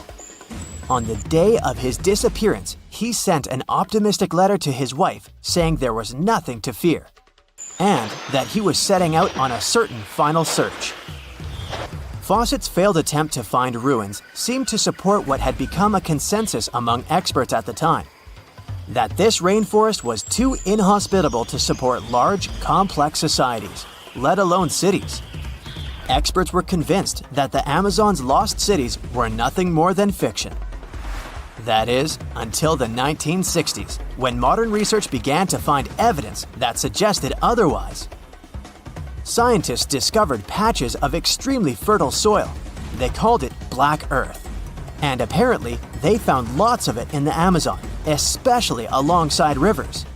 Further research even showed that such soil was created by human waste or the intentional burning of forests, which adds nutrients to the soil below, which could only mean bingo! The discovery of Black Earth was the evidence that large-scale agriculture was possible and probably did exist amidst the Amazon, confirming that settlements could have formed there after all. In the 1990s, along the Xingu River in Brazil, a team of archaeologists from the University of Florida made a remarkable discovery. Working alongside local indigenous people, they found very long ditches. After mapping them, they realized that these ditches were a sign of a big settlement. They were remnants of carefully designed walls centered around a plaza. Some were roads that led to more settlements. In fact, just this part of the Amazon, about the size of New Jersey, was once a network of dozens of settlements that experts believe could have been home to at least 50,000 people between 1250 and 1650 CE. Other discoveries were possible thanks to LiDAR imaging. a type of technology that allows researchers to take satellite pictures of the forest's ground without having to step inside of it. A network of trenches in Acre, Brazil, dates back to 200 to 1200 CE.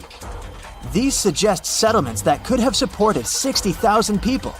Other images from near the Xingu River suggest cities that could have housed about 50 million people. These were the lost cities of the Amazon. Believe it or not, these images suggest that Fawcett was very close to a major discovery. He was looking for the ruins in the right place, but he was looking for the wrong thing.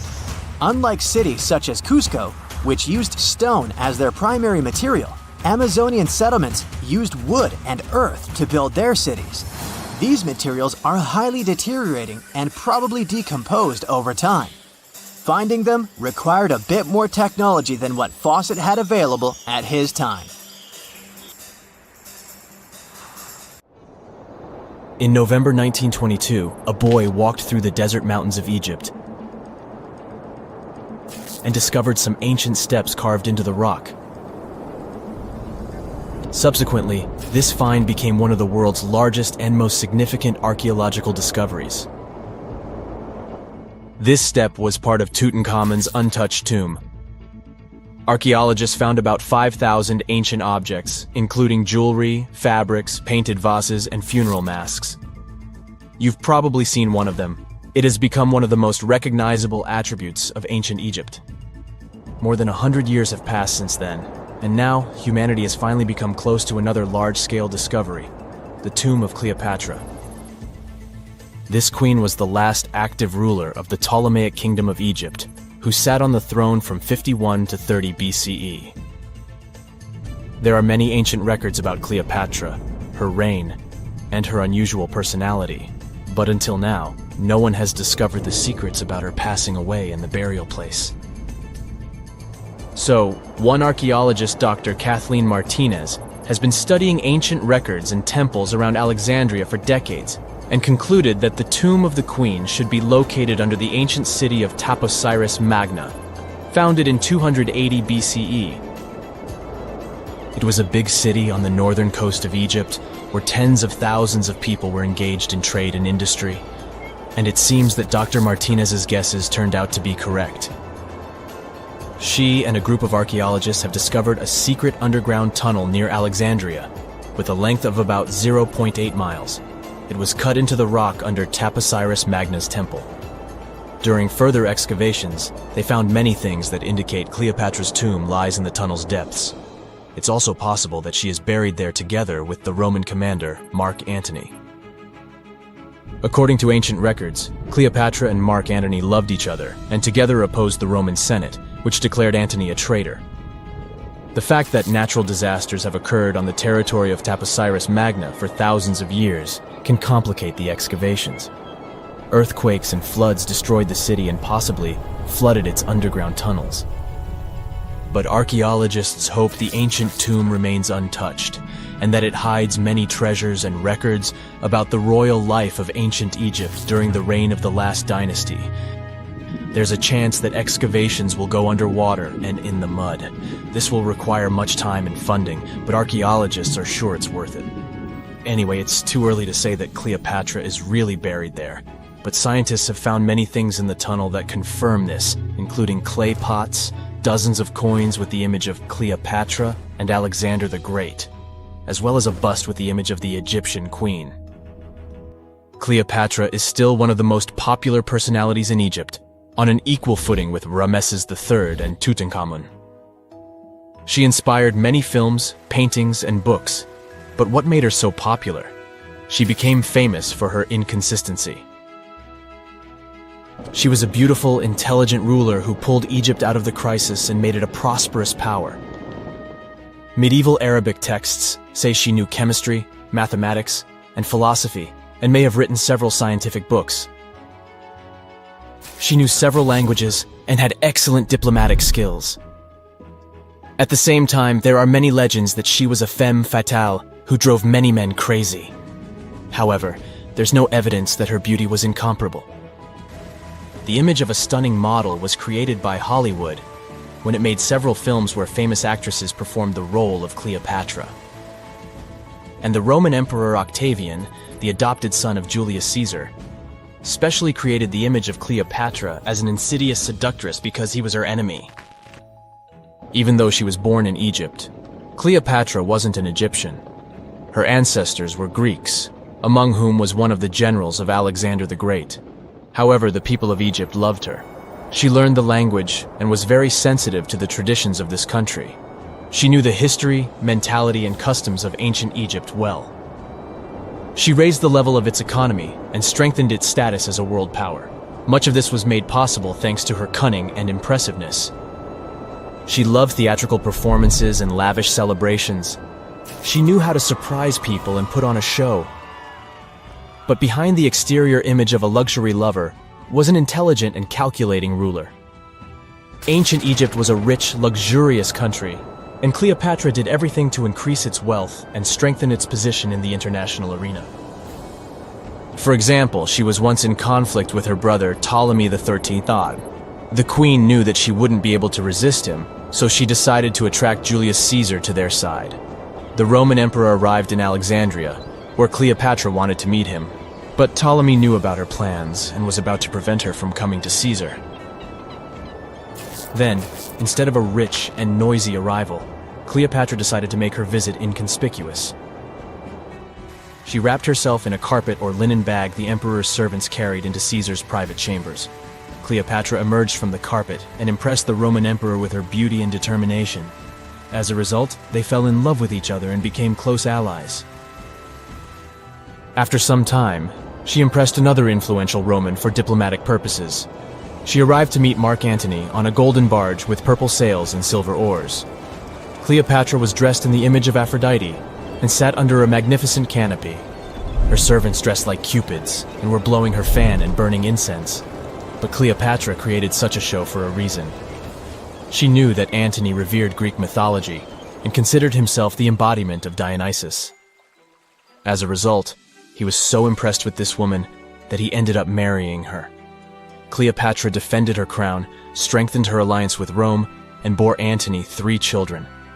In Egypt, they threw big parties and enjoyed wealth with power. However, the relationship of a high-ranking official with the Egyptian queen caused a scandal in Rome. Octavian was Antony's primary opponent in the struggle for power, so he exploited the situation to darken the competitor's reputation. He used propaganda to make Cleopatra an insidious seductress in the eyes of Roman citizens. He accused Antony of succumbing to her charms. The Roman Senate supported Octavian and declared Cleopatra an enemy. In 33 BCE, this conflict reached a high point when Antony's navy clashed with Octavian's fleet. The latter won and forced his enemy to flee to Egypt with Cleopatra. According to some records, they took refuge near Alexandria. Pursued by the Romans, they hid in one of Cleopatra's palaces and met their end. Some legends say that Cleopatra was an expert in poisons. She provoked a venomous snake, a viper or an Egyptian cobra, to bite her. Also, according to another legend, she pricked herself with a poisonous needle. There's a theory that Cleopatra always carried an ampule with poison inside her hairbrush. And when she was cornered, she soaked the needle with this poison and pricked herself. None of this can be said for sure. Scientists are still trying to find out the truth. Perhaps when they reach Cleopatra's tomb, the world will get more answers about her tragic fate. She is considered the last ruler of Egypt. After her passing, Octavian plundered her palaces and temples and returned to Rome, where he became the main emperor. He successfully ruled the country and expanded its borders. His reign ended when he turned 75. World history would have looked different if Cleopatra and Mark Antony hadn't lost that naval battle. By the way, did you know that more time has passed between Cleopatra's reign and Neil Armstrong's flight to the moon than between the reign of the Egyptian queen and the construction of the Great Pyramid of Giza? Armstrong took a step on the Earth satellite in 1969, 38 years after the birth of Cleopatra. And the construction of the pyramid took place in 2560 BCE. Imagine how long the history of ancient Egypt is. Cleopatra is closer to us in time than to the pyramids. Parietal eye, or third eye, one of the features we lost almost 250 million years ago. If you take a closer look at animals like frogs or lizards, there's a random dot somewhere between their eyes. It's not just a random dot, but an actual organ. Scientists claim it's some kind of sensor that detects daylight. Not just that, it produces melatonin, a special hormone that regulates our biological cycles such as body temperature, reproduction, and sleep. They noticed this eye gradually became smaller over time, which means evolution realized it's a feature animals don't actually need. Maybe it happened because cells in our normal eyes became efficient enough, so we didn't need one more eye to sense or when we should sleep.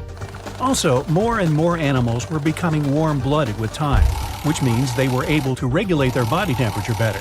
We have part of the organ even today, but in the form of the pineal gland in our brains, still in charge for melatonin. Either way, bye-bye, third eye. There's a gene called GULAP. With it, our ancestors could produce their own vitamin C. Not in a way they could set up a stand and sell it, but enough for the body to use it. Around 60 million years ago, the gene kinda stopped working. Not randomly, our ancestors probably started getting enough of the vitamin C with the fruit they ate. Some of our very, very distant primate cousins that took a whole new direction in a family tree, such as lemurs, can still produce their own vitamin C. At some point, evolution decided they needed it, while we didn't. It's not just us. Our side of the primate family tree also doesn't need it anymore. Monkeys, apes, tarsiers, bye-bye gulab too. We have lemons and oranges now. Our body would lose lots of energy if it had to deal with all those traits our ancestors used to have. So it kind of deactivates those we don't need anymore. Let's say electroreception. It's the ability many amphibians and fish have. For example, the electric eel uses this feature to detect prey when water is murky, communicate, or as a navigation system. Humans and our land cousins lost this feature because electric current can't flow through the air that easily. Then, there's this thing called Jacobson's organ. It's found inside the nose and has a purpose to sense pheromones and odors. A snake flicks its tongue, cats and horses make those weird faces. They all use Jacobson's organ. We also have it, but it doesn't quite seem to work. It doesn't send or receive signals from our brain, and scientists think we lost the ability to use it over 20 million years ago. As human habits and the way of life changed over time, we needed bigger brains. Scientists have skull remains of our ancestors from different periods, so they've realized our brain got way bigger over the last 3 million years. We needed to think of ways to deal with climate changes, big predators chasing us, finding some new, nice food. Yup, the brain grew for a reason. Food had a huge impact on our evolution. For instance, animals that only eat meat lost their sweet taste receptors because, well, they gave up on dessert, so didn't need those kinds of genes. Humans are omnivores, so we've always had a well-rounded set of receptors that could recognize taste pretty good. These taste receptors came in handy because they could tell our ancestors which foods were good for them and which ones were toxic. Some bitter taste receptors stopped working through time, since humans have changed their eating habits. For instance, we learned to use fire for cooking, so many plants were less toxic for our bodies. We became sophisticated when it came to preparing food, and also learned how to share information we discovered by communicating and using language, like in cookbooks. We didn't need all the taste receptors anymore, so our body decided to shut them down and leave those that would come in handy in the future of our species. Whew! Luckily, we didn't lose our sense for nice chocolate. Our jaws have also changed. Our ancestral relatives had way bigger jaws, but since we started eating softer and cooked foods as well as using our brains more, the structure of our head needed some changes. Teeth became smaller too, plus we lost some. Many people never developed third molars, we also call wisdom teeth. They grew between the ages of 18 and 25. We can do without them, but for our ancestors, they were pretty much vital. By this age, their teeth had already become worn out, so third molars were possibly a replacement they needed. We may wonder why exactly we have body and head hair, but scientists wonder why we don't have more of it. Hair on our scalps is long, a bit shorter in some areas, and we don't have hair on the undersides of the wrists, palms, and the soles of our feet. One of the popular theories about human ancestors says that when moving from cool, shady forests to the hot, dry savanna, they got a new way of regulating their body temperature. They lost the fur along the way, which made it easier for them to catch their prey without overheating. Later, they discovered clothes and fire, which could keep them cozy during the cold times. Of course, there are more reasons for losing fur. Some say without fur, there's less chance of face lice or other parasites. Other researchers think that during dry seasons, Humans would try to catch prey near lakes and shallow waters. Hair is not such a good insulator in water, so humans lost fur and instead got a layer of fat. Now, 85% of people can't wiggle their ears. There's a muscle that surrounds our outer ear, and scientists believe it used to allow our primate ancestors to move their ears in whichever direction they wanted. That helped them determine where the sound was coming from. After they started living in groups, they didn't have to completely rely on themselves, so they lost that feature. Apes can use their feet as well as they can use their hands, thanks to the plantaris muscle in their feet. With that muscle, animals can grip and do anything they want with objects they're holding. We also have this muscle, but it's underdeveloped and rather useless. 9% of humans are even born without it now. Hiccups are also one of the evolutionary leftovers humans may have gotten from their water-dwelling ancestors. Fish push water through gills, while amphibians gulp air. That's something mammals don't have wired into their brains, so this reflex can cause spasms of our diaphragm, which, in the end, leads to hiccups. When we're angry, our lips may twitch. That's also a feature that used to be important for our species. When they wanted to scare away predators or potential danger, they would bare their teeth, the same as bears, wolves, and chimps do. Lip twitching is the first step towards it. Many people want to climb to a higher position or sense the urge to lift their feet when feeling anxious or scared.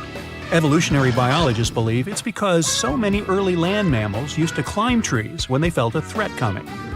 Goosebumps are something that we do have, but compared to old times, they're useless now. When hairy creatures felt cold, a reflex would contract those small muscles that make the base of hair follicles. That way, the coat was standing up and trapping more air, so they felt warm. Today, it's just a reminder you need a jacket and that nice feeling you get when hearing your favorite song on the radio. All living creatures can trace their ancestry to a single bacterium from billions of years ago. DNA is that special thing that holds all the information our cells need to know. We all start as one cell that then grows into trillions of them until our body is formed. DNA completely controls our growth, eye color, height, and so many other traits. It's not just humans. Even snakes have hip bones that say they used to have 4 legs, just like their dear cousins, lizards. Dolphins and whales have some kind of small bones in their bodies that show they used to have hind legs. Yup, fossil remains say these marine mammals were once 4-legged and walked on land. To be precise, about 50 million years ago. Evolution doesn't actually track a straight line from species to species. It's more like a huge tree with plenty of branches, where some lead to new ones, a trait there, a trait then, some in, some out, and bam, some completely new species are there. For example, birds. Who would have thought they evolved from dinosaurs? They even lost their teeth along the way. And yeah, both seem to be coming from reptiles. Oh, and those nuts over there, that's part of my family tree. Tunnels, metro, underground systems, and even secret passageways to the houses of the rich and famous. Why else do we need tunnels, you may wonder? To hide. Many cities have underground tunnels and even underground doppelgangers. Now let's make it clear. Those passages are normally not connected, contrary to the popular rumor claiming that it was possible to get from Scotland to Turkey using underground passageways built around 5,000 years ago. I mean, it sounds insane even today. Imagine building it back in the day. These tunnels have an official name, the Erdstall tunnels, and they were most likely built in the Middle Ages. However, we still don't have the exact information about the date. The highest concentration of those tunnels are in Bavaria, Germany, but there are many of them in Great Britain and France too. Erdstall tunnels, a unique type of earthen passage found globally, are characterized by their narrow, oval-shaped corridors and tight choke points, known as schlups, or slip-outs. Despite speculation, their purpose remains a mystery.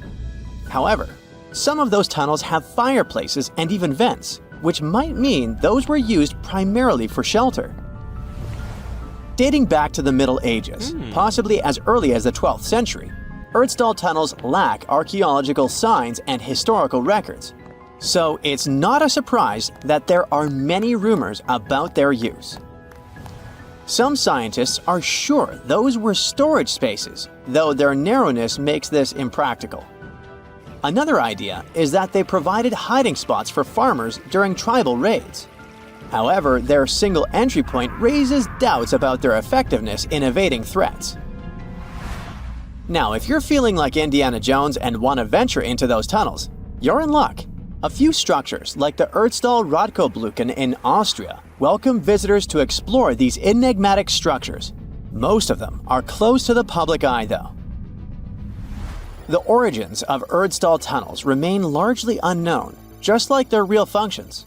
And if you think, hey, it's the 21st century here, we can study pretty much everything, well, you're wrong. What makes these tunnels hard to study are the tight confines. Traditional surveying methods often prove inadequate in such spaces. To solve this problem, scientists use a handheld device that integrates an RGB camera, a gyroscope, and high-resolution depth sensors, allowing them to capture intricate details of the tunnels. They also use modern techniques like 3D surveying in hopes of uncovering the true origins and purposes of those tunnels. One hypothesis even suggests they may have been poorly conceived dwellings, abandoned when their inadequacies became apparent. Still, not everyone quite agrees with this idea. Other theories suggest they served spiritual purposes, while the most intriguing idea speculates that those tunnels may be remnants of extraterrestrial civilizations. Experts believe they may have been used for practical matters, such as granaries or hiding spots from looters. As we don't have exact info on who built it and when, it may be pretty much anyone, even a sloth. Nope, I'm not a lunatic. Sloths can build giant tunnels. Check this out. In 2009, a farmer in southern Brazil was driving his tractor through a cornfield when it suddenly sank into the ground. He quickly discovered he had broken through the top of an underground tunnel. When researchers came to investigate, they found a tunnel around 6.5 feet high and the same 6.5 feet wide, extending about 50 feet long, right beneath the farmer's house. When they looked closer, they instantly saw deep claw marks on the walls.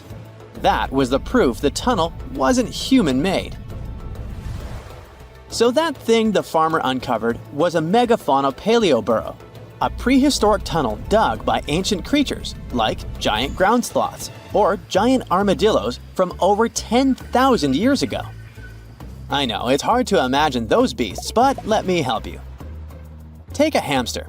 Now, increase it to the size of an elephant. Don't forget, this 13-foot tall hamster could also walk on two legs.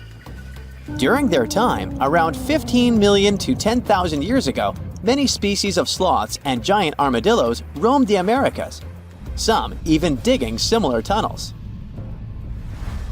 Today, many of these tunnels are filled with sediment, though some remain clear, similar to the one the farmer discovered. This 2009 find sparked significant interest, leading to the discovery of over 1,500 paleoburrows across southern Brazil, making it the era with the highest concentration of such sites worldwide. But no one knows exactly why there are so many of them in southern Brazil.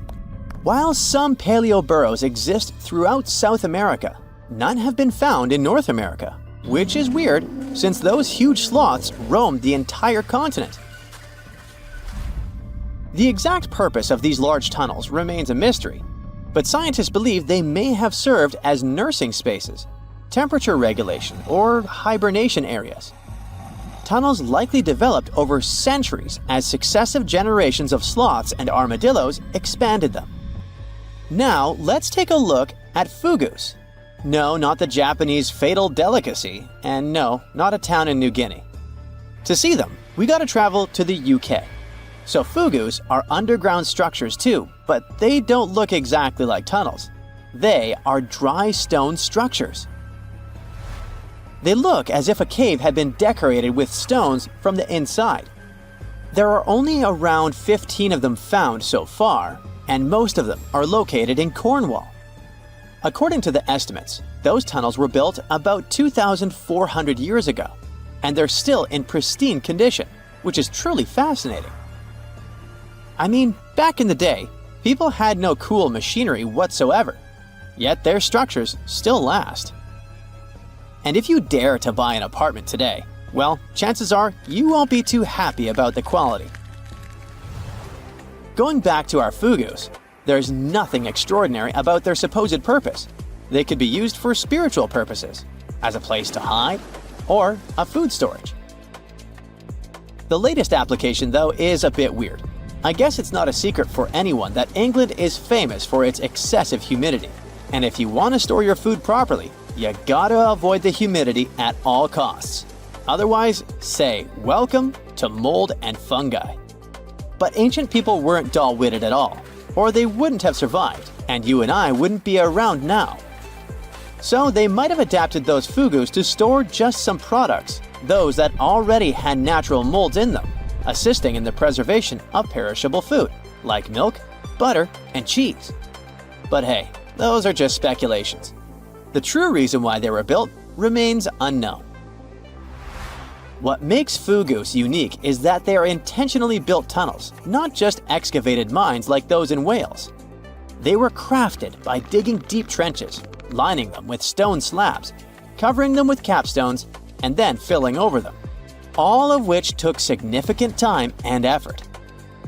Still, no matter how hard those were to construct, cities around the globe are often built over intricate tunnel systems, each unique to its location. For instance, Paris is famous for its extensive underground quarries, which were abandoned years ago, but still pose a risk of collapse in certain areas above. London boasts one of the largest tunnel networks in the world, including many that were specifically created for military purposes. In New York City, there are rumors of secret tunnels, while Los Angeles has old tunnels from the Prohibition era used for speakeasies. Many other cities also have their share of enigmatic tunnels, and surprisingly, Florida is no exception.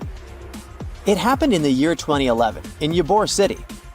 Near a former post office, flooding uncovered something weird, a section of an unknown structure. Back then, people didn't pay much attention to that, so it took another 7 years to discover something truly fascinating. This historic neighborhood was founded in the 1880s, but it remained unknown until 2018 that it also has a hidden tunnel network.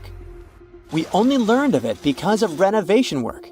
The exact purpose, of course, is unknown, but most scientists are pretty sure that they serve to connect to early gaming spots and the port of Tampa. Figuring out how extensive the tunnel network is tricky. In 2018, a historic home in Seminole Heights revealed locked doors leading to tunnels from the 1920s. One local even said he traveled through a tunnel for 20 minutes.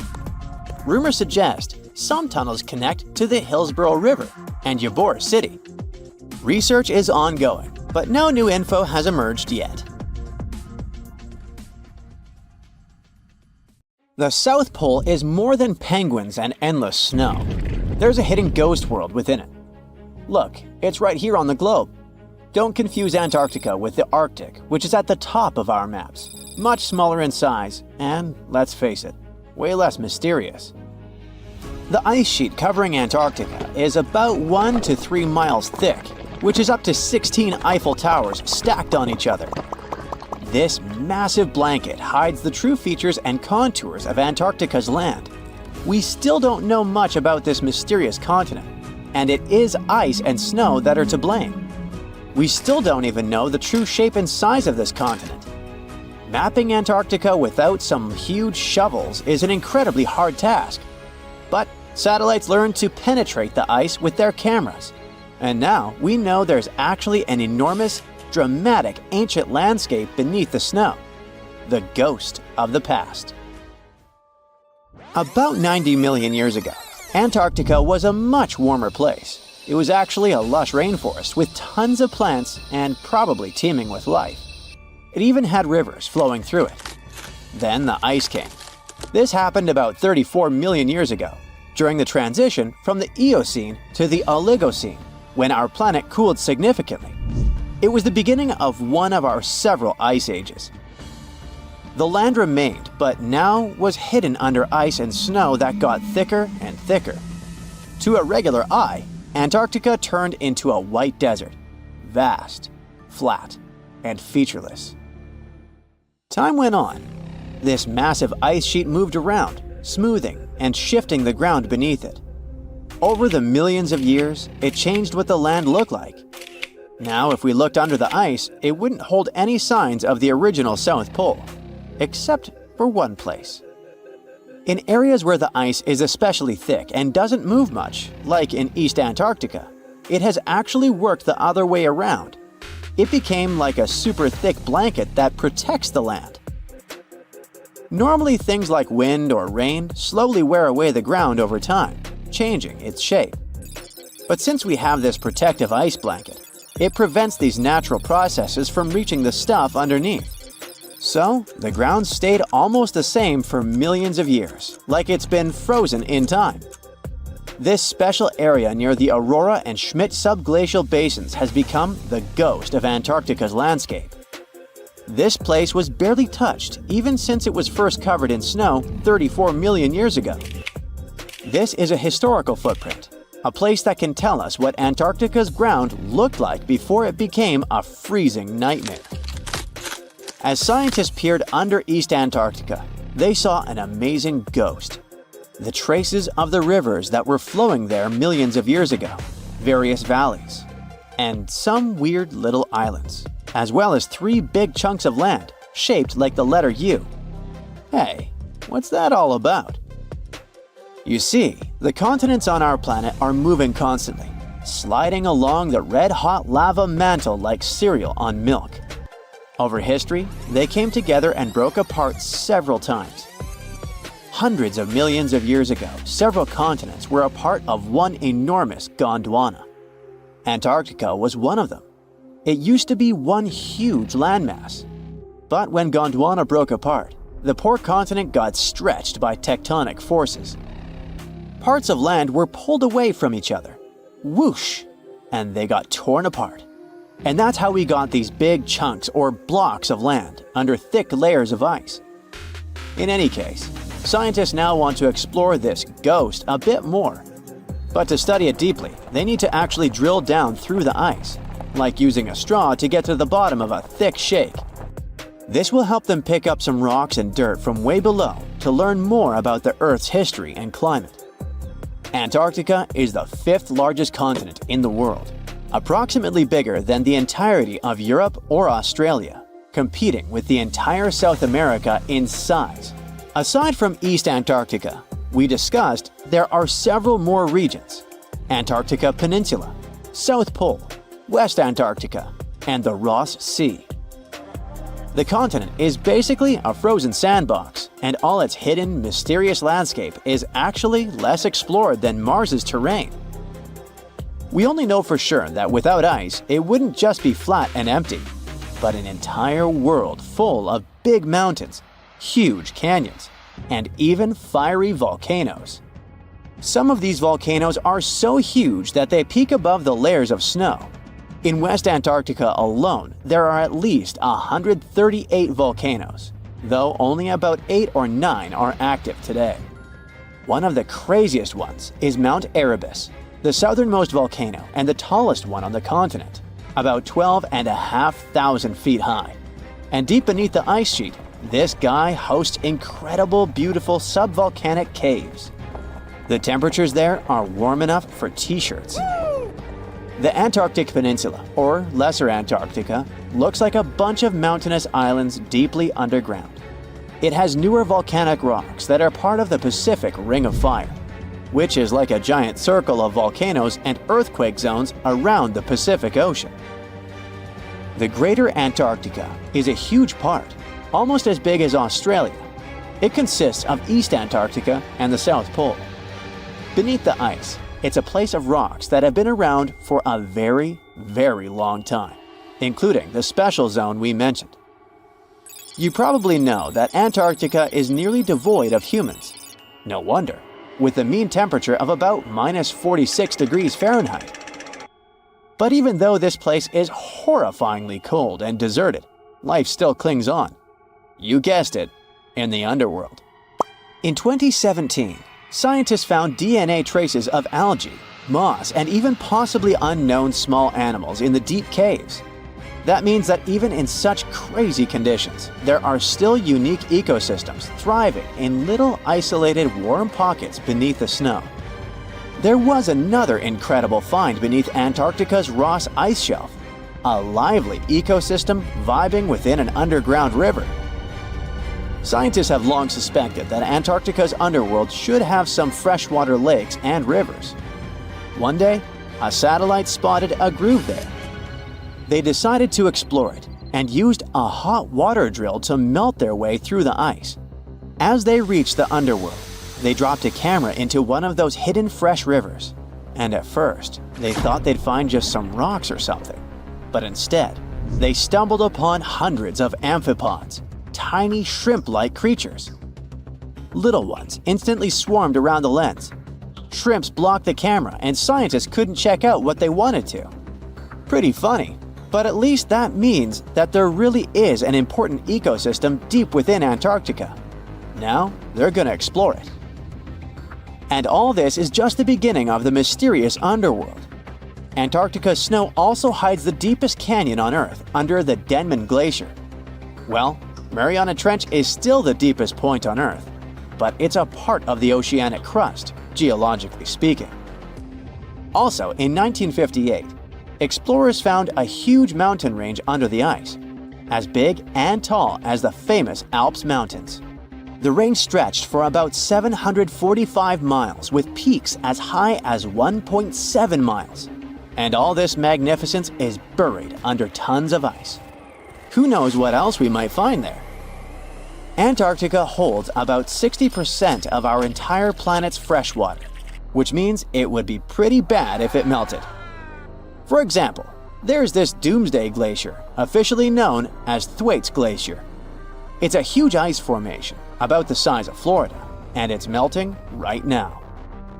Every year, the sea levels rise by 4% because of it. If this guy melts away completely, the sea levels all around the world will increase by 2 feet, which might not sound like a lot, but it would be catastrophic for coastal areas. Luckily, researchers have found that even if its ice shelf were to collapse in the next 50 years, the glacier itself wouldn't retreat as quickly as they feared. It's still losing ice rapidly, but it would be quite a slow process. You take off from Earth and park your spacecraft somewhere near the moon. You're now almost 240,000 miles away from your home planet. That's almost 100 widths of the United States. Now you take out a giant hammer and an enormous chisel using the robotic arms of your spaceship. You place the chisel at the Earth's North Pole and strike its head with the hammer. Earth splits open like an eggshell, and you see it, another planet. It's Theia, and it's hiding inside our planet like a yolk in an egg. You'd need to go back in time 4.5 billion years to find out how it got there. This beautiful nebula will soon become our solar system. Colored dust and various space debris are slowly coming closer toward the common center. Soon, this jigsaw puzzle of debris becomes too heavy and dense. The temperature inside the giant is rising. Soon, it gets so high that it triggers a nuclear chain reaction. Another second, and bam! There's an explosion so powerful that the shock waves travel far into dark space, and the blinding flash from this blast can be seen from the other side of the Milky Way galaxy. When the dust clears a little, you can see that a bright light is still shining at the very center of the explosion. This newborn star is the Sun. It weighs as much as 333,000 Earths. If the Sun was a bucket, you'd need 1.3 million Earth-sized planets to fill it. You're interested in a small object over there, 93 million miles away from the Sun. This pile of rocks and hot lava is Earth. Right now, the planet is busy forming its core, while the oceans of lava are gradually cooling down. But a few tens of million years after the Sun's birth, you notice a strange object hurtling toward Earth. It's Theia. This small planet was born at about the same time as Earth, and now it's following a crazy spiral trajectory at enormous speed. Scientists believe Theia was kind of a ball Jupiter and Venus played with. Venus was pulling Theia in one direction. Then Big Brother Jupiter pulled it back. But the Sun makes up 99.8% of the mass of the entire solar system. That's why the star sets its own rules. It makes Theia move in almost the same orbit as Earth. So they inevitably come closer and closer to each other until they become next-door neighbors. we see that Theia is the size of Mars and as wide as the Atlantic Ocean from New York to Portugal. A collision can't be avoided. Theia is traveling toward Earth at nearly 9,000 miles per hour. That's 11 times faster than the speed of sound. If the smaller planet crashes into Earth at a particular angle, Earth will most likely be torn apart, as well as Theia itself. The collision will cause a huge blast, visible on other planets even on a bright day. Nothing will be left but some burning dust and debris. Even if Theia touches Earth only lightly, it'll still knock out a chunk of our planet the size of Australia. But the collision with Theia happens at a perfect 45-degree angle. It strikes the Earth at tremendous speed. The explosion literally vaporizes huge amounts of rock, and the shock wave sends the remaining debris into Earth's orbit. A huge crater is formed at the impact site. Soon, it gets filled with boiling lava. The remnants of Theia and the ejected fragments of Earth begin to orbit our planet. According to one version, these fragments form two moons. At first, they travel together, but one day, they get too close to each other and collide, forming one large space body. The other theory claims that all the shards start being pulled by the remnants of Theia. Sometime later, they form the moon as we now know it. At that point in the past, though, it's just red-hot rock and lava. The collision at this angle slightly tilts our planet and accelerates its rotation. It's because of Theia that we have different seasons and 24 hours in a day. Earth has lithospheric plates. These are enormous solid pieces that make up the crust of our planet. After the collision with Theia, they start to break and crack. It causes carbon, a primary component of all known life on Earth, to start moving all over our planet. So, Earth gets some kind of metabolism. After a few 100 million years, the first living creatures start to appear on our planet. Over nearly 4 billion years, simple single-celled organisms have been evolving into the life you see today. According to scientists, such a collision is a very rare event. The probability that somewhere out there, there's a planet like ours that has survived the same catastrophe is extremely small. This may be the reason why we are yet to find traces of other civilizations out there in space. Meanwhile, the remains of Theia are still here on Earth. Of course, it doesn't look like an entire planet stuck inside our own. Most of the fragments have melted and blended into the Earth's crust. If you take the top layer off our planet, you'll see two huge lava blobs the size of entire continents. They're right below Africa and the Pacific Ocean. Presumably, these are the remains of Theia. They didn't mix with Earth's mantle because of different densities. It's like mixing water and oil in a glass. The oil will always float up over the water and create an even layer on top of it. But if you raise those lava patches up to the surface, they'd be 100 times higher than Mount Everest. Other remains of Theia might be on the moon. The Apollo space missions brought back many soil samples for analysis. Scientists have concluded that the moon is very similar to Earth in structure. People could drill deep down and take samples there. Then they'd analyze the blobs from Earth. If their structure matched, it'd be 100% proof that Theia did hit Earth 4.5 billion years ago. And that's how we got the moon. But for the time being, Theia remains somewhat mysterious. Scientists are still not sure that the planet actually existed. The whole idea perfectly fits the model of the moon's creation. But in fact, this incredible collision may have never happened. Hop on the bright side of life together with our brand new tees, hoodies, and more. Click the link to pick your choice. Now you travel 41 light years away from Earth to the planet 55 Cancri E. It's about twice the size of Earth and 8 times heavier. You take out your giant hammer again and use it to hit the chisel. The planet cracks, and you see it's a giant diamond. The temperature on this planet is tens of times higher than that of Earth, and its soil is rich in carbon. The heat puts a lot of pressure on this carbon. Its structure changes. First, it turns into graphite. Some more pressure, and graphite turns into diamond. On Earth, diamonds form at depths below 60 miles, where the pressure is 50,000 times greater than on the surface. The temperatures there rise over 1,000 degrees, which is as hot as fire. Diamonds are ejected closer to the surface in volcanic eruptions. Still, people have to dig mines 1,500 feet deep to find these beautiful gems. The Golden Jubilee diamond is the biggest cut and faceted diamond on Earth. It weighs as much as a chocolate bar and is the size of a hamster. Its price is about $12 million. Now imagine a diamond the size of an entire planet. You decide to fly back to the solar system. Your destination is Jupiter's moon, Europa. It's as wide as the distance between Seattle and Houston, and its mass is less than 1% the mass of Earth. Its surface is enclosed in an icy crust. It's about 19 miles thick. But what if you crack this crust with your giant hammer? Wow, Europa is completely covered in water. It's freezing here, 3 times colder than at the North Pole on Earth.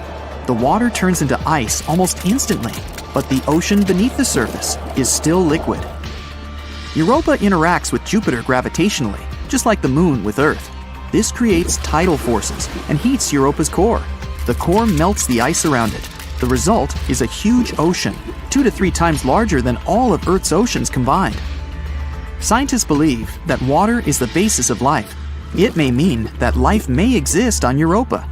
There could be thermal springs, just like at the bottom of our oceans. The water there is probably much warmer.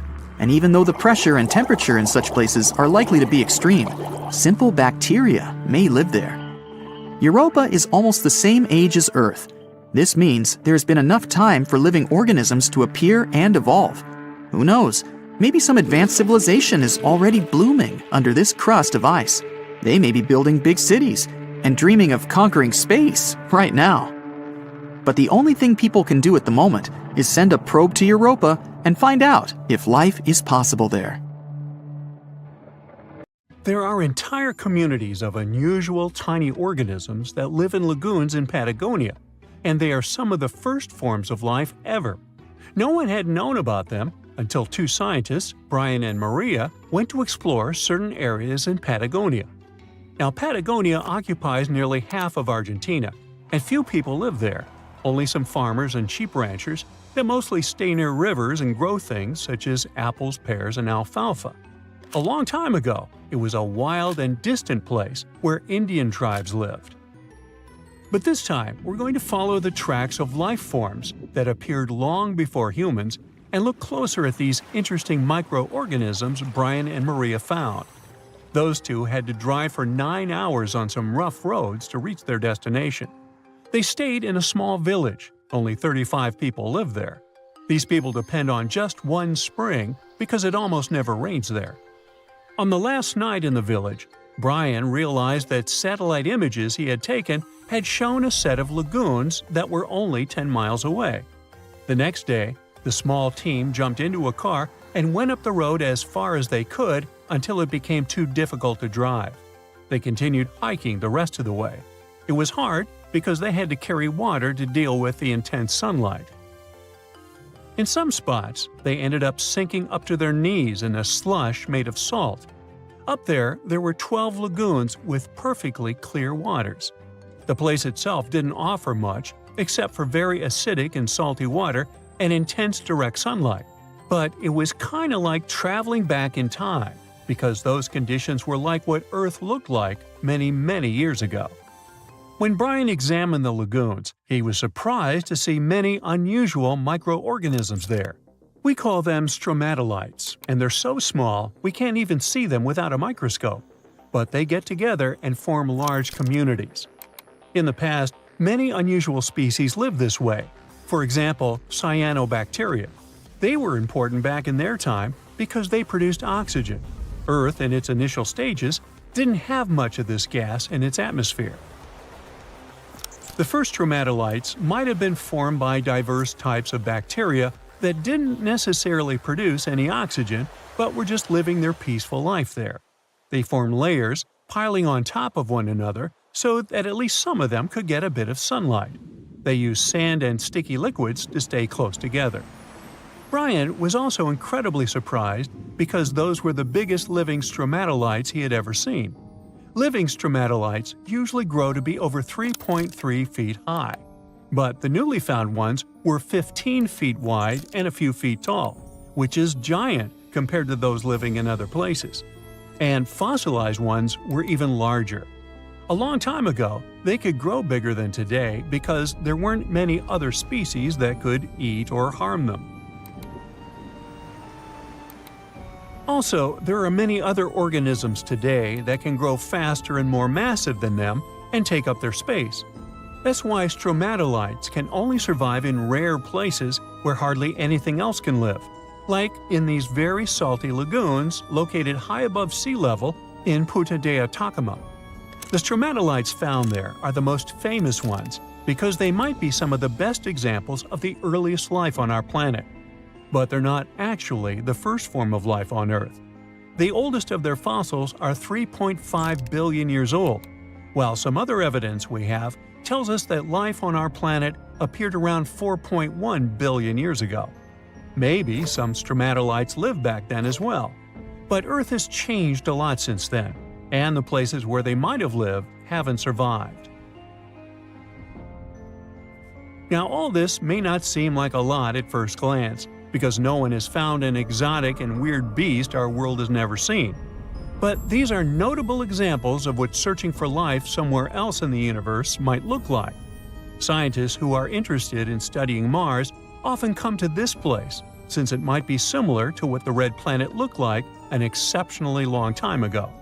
If there were fossils hidden in the ancient rocks on Mars, they might look like these stromatolites.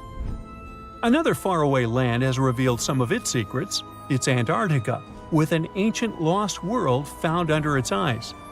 Antarctica hasn't always been this frosty, isolated land of snow and ice sheets. Once it used to be part of the Gondwana supercontinent, together with what is now South America, Africa, Australia, the Arabian Peninsula, and the Indian subcontinent. But at some point, it split off and went to build a life on its own. It formed as other landmasses started to move away, which created its coastline. But Antarctica was different in many other ways back then too. It used to be a land covered in magnificent forests and rivers full of life. Scientists use radar and satellites to explore a mysterious world hidden under the ice there. This ancient land, which is close to the Indian Ocean, is as big as the U.S. state of Maryland or Belgium. It's more than 14 million years old. Some studies say that this area formed over 34 million years ago, which was way before Antarctica got into its deep freeze. At first, temperatures there were higher, possibly like the weather in Patagonia or the cold, temperate rainforests of Tasmania, New Zealand, or maybe even more tropical than that. But as the climate became cooler, small glaciers started forming on hills close to the rivers. Valleys sunk deeper because of all that ice covering them. And then, temperatures dropped even lower, and a giant layer of ice covered the entire continent, hiding those old glaciers. Rivers shaped this lost world a long time ago, way before it ended up covered in ice that's almost 2 miles thick in some spots. Scientific studies of this area showed that those landscapes had been full of highlands and mountains. The ice that formed over Antarctica made the whole area very cold, so the landscape couldn't erode anymore. This means everything has remained basically the same and untouched under the ice for millions and millions of years. What's interesting is that we know less about this land hidden under the ice than about the surface of Mars. One way to explore it would be to drill through these ice sheets to check for samples of sediments below. They could tell us more about the ancient flora and fauna frozen underneath. It's not a new method. A similar method was used to collect 2-million-year-old samples in Greenland. Australia has a secret world too. Ancient organisms were found hidden in rocks in the northern parts of the continent that are about 1.6 billion years old. These microscopic things are part of a family called eukaryotes. The members of this family that exist today include County, where researchers discovered the hidden forest is already famous worldwide for sinkholes. This one brings the number to 30. They are scattered over an area the size of 3 Gibraltars. This is just a tenth of the total number of sinkholes in the whole country. The name Tutankhamun for these large holes in Earth's surface translates as sky holes or heavenly pits. The dimensions of the new sinkhole are impressive. It is over 1,000 feet long, and it's pretty deep too. You could fit the Great Pyramid of Giza 1.5 times inside it. The sinkhole's total volume matches that of 2,000 Olympic swimming pools. The exploration team had to hike for hours to reach the bottom. It was all worth it in the end. They discovered a pristine underground forest that had no trace of human activity. Scientists estimate that the plants date back to the time of the dinosaurs. The foliage reached to the explorers' shoulders. Some trees were 2 times taller than the Hollywood sign. This discovery was amazing, but not entirely unexpected. Geologists were familiar with this type of landscape. In this part of East Asia, karst topography is pretty common. The word is Slavic in origin. Since the late 19th century, geologists have been using it to describe barren limestone regions. This type of landscape features fissures in the ground, caves, underground streams, and, of course, sinkholes. Karst forms in parts of the world with heavy rainfall. The water dissolves materials such as limestone or dolomite. This creates a scenery that many people describe as wild beauty. Karst terrains have a practical purpose as well. They are ideal for storing water that humans can drink. Around 700 million people around the world use these karst aquifers as their primary water source. In the United States alone, 40% of the groundwater used for drinking comes from them. Springs of Florida and the Mammoth Cave in Kentucky are just some of the most famous karst areas. Geologists classify around 1/5 of the U.S. land surface as karst. This type of terrain exists on other continents as well, in the Caribbean, Europe, Australia, and Asia. Due to local differences in climate and geology, karst doesn't appear the same everywhere. In the Spanish province of Malaga, the landscape consists of barren rock. This is what the karst regions of Italy, Slovenia, and Montenegro also look like. In East Asia, the landscape over the karst is green. This is because of the humid tropical climate. Sinkholes and cave entrances are usually hidden behind lush vegetation. The region's unique appearance got it inscribed on the UNESCO's World Heritage List in 2007. The world's second most populous country is home to 2/3 of the planet's natural occurring sinkholes, tiankengs.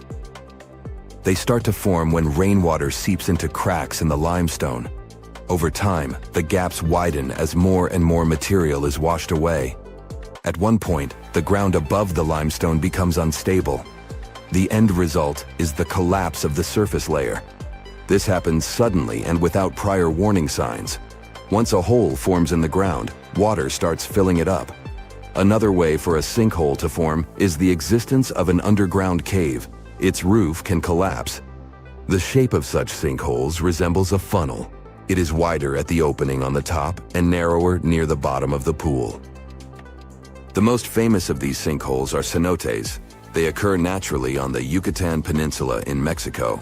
The region is home to more than 2,000 cenotes. They are all former caves whose roofs had collapsed at some point in time, and they are filled with fresh water. The local people have been using them as water sources for thousands of years. The ancient Mayas gave them mystical symbolism. For them, the cenotes were passageways to the other world. In reality, they are just a feature of karst terrain. Sinkholes that form in regions with abundant rainfall and limestone beneath the surface soil. The depth of a sinkhole can vary significantly. The smallest are barely 3 feet deep. When it fills up with water, it turns into a pond.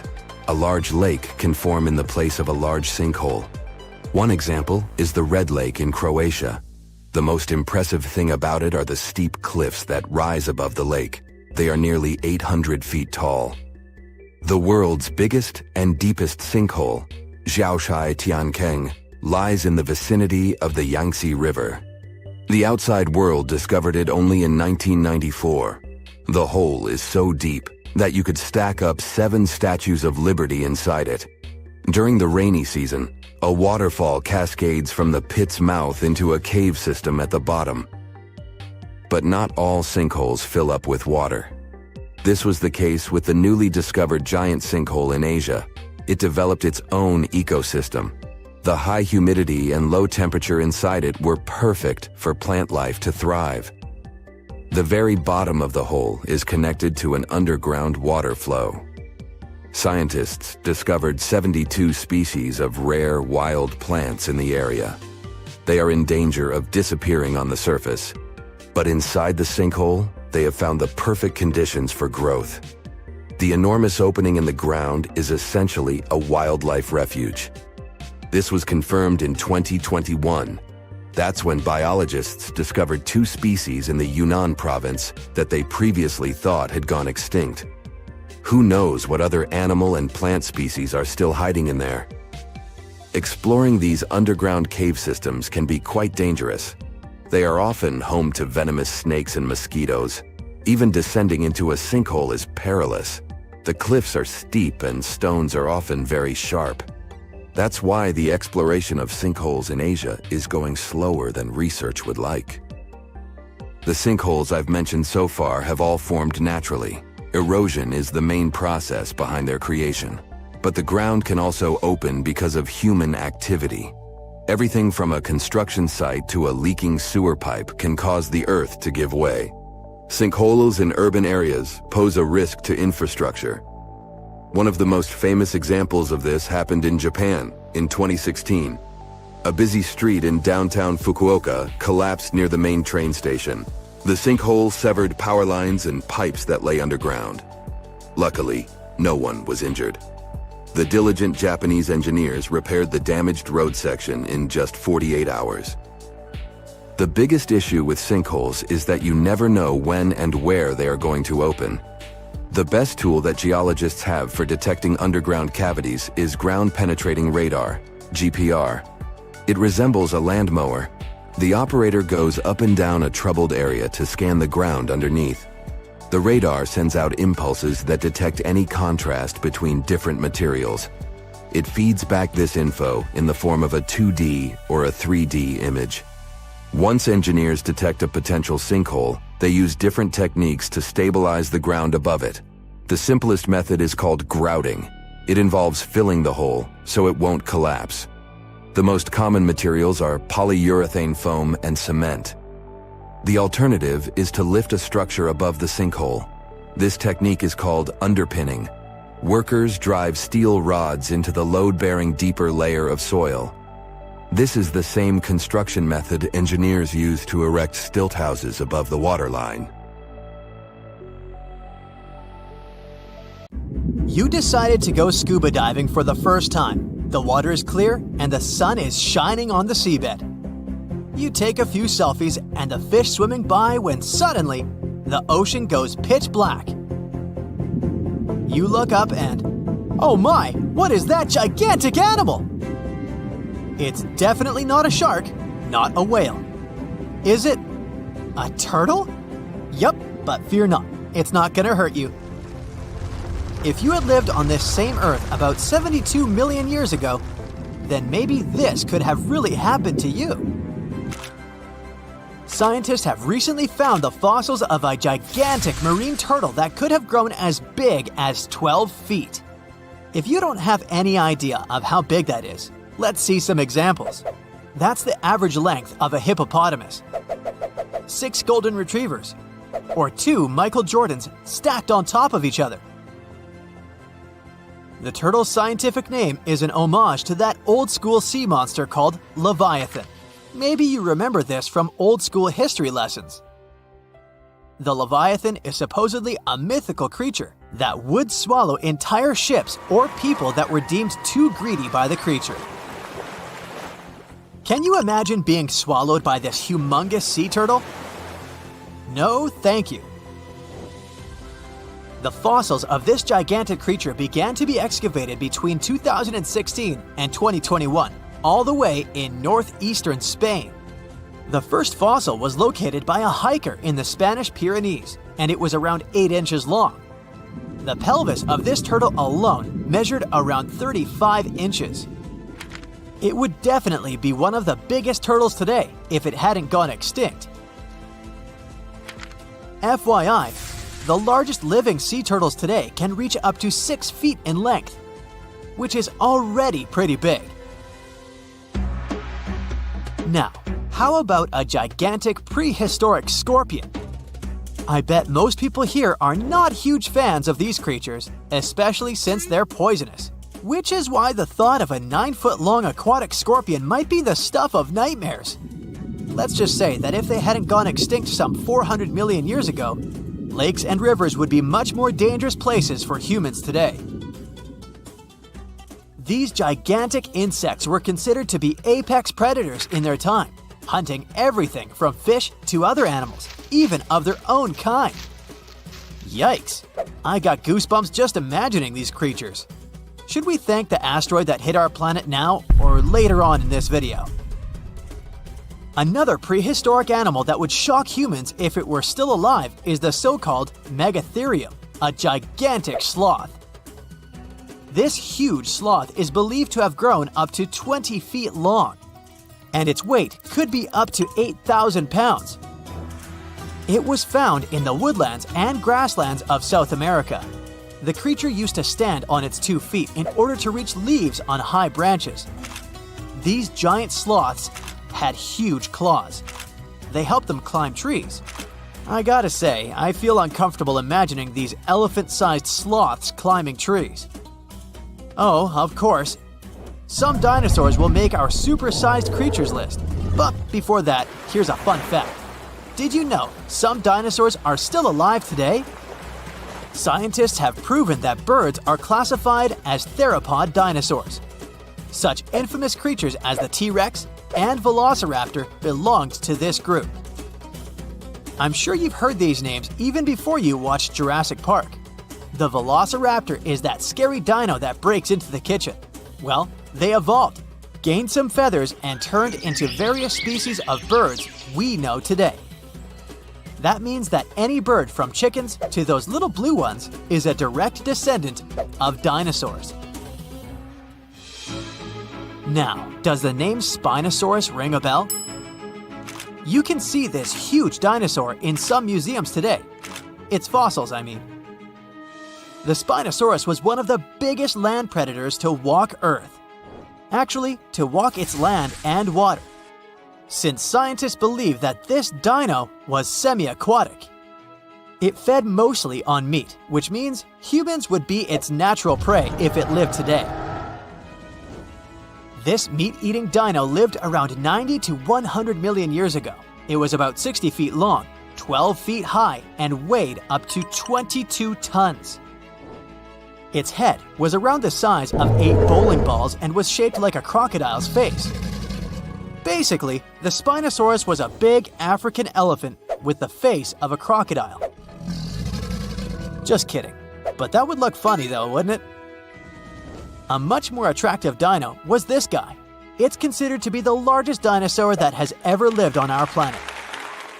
What made it so big was its extremely long neck and very long tail. You wouldn't want to stand behind this creature, believe me. If it decided to swish its tail, you'd get catapulted very far away. This creature lived around 100 million years ago, and its fossils were first found in Argentina around 2012.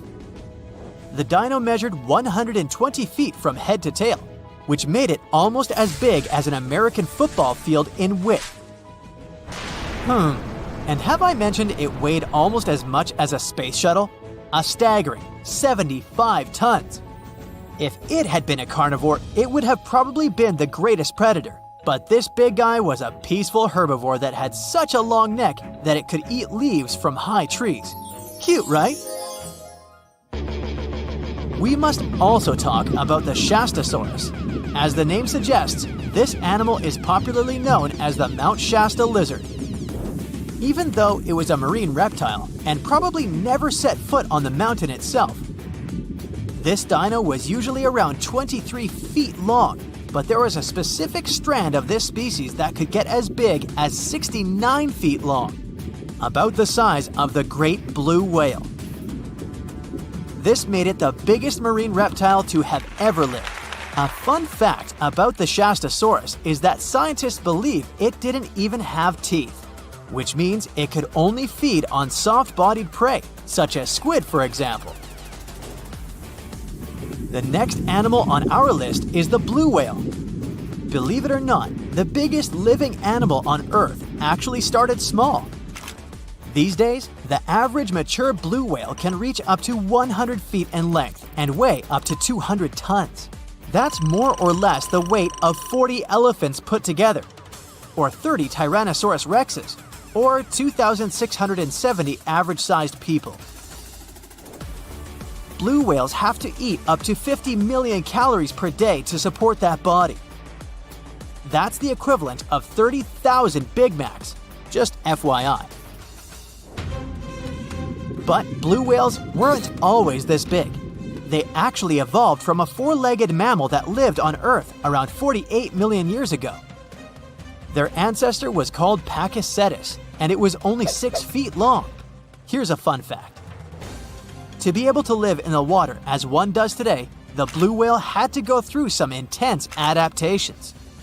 A blue whale can replace up to 80 to 90% of oxygen in its lungs each time it takes a breath. A human replaces only up to 15% for comparison. It allows these animals to dive for up to 1 hour at a time, down to a staggering depth of 330 feet. Elephants were bound to make the list. Elephants are currently the largest land animals on Earth. They can grow to be about 13 feet tall and weigh up to 7 tons. That's pretty small if we compare it to the other animals that once lived on Earth, right? But if we placed a 6-foot-tall human next to an elephant, we'll see it's not at all that small. African elephants are bigger than their close relatives, Asian elephants, and they have a similar lifespan to humans, up to 70 years. Pokemon might have made us collectively wish that salamanders were real-life dragons, although they're not. They can still be pretty cool, though. There's a giant species of salamander that is known to be the largest living amphibian. They can grow to be as long as a regular-sized human, reaching up to 6 feet. I bet that wouldn't be a pleasant underwater encounter. For more than 3,000 years, the gold mask of Pharaoh Tutankhamun stayed hidden in the Valley of the Kings.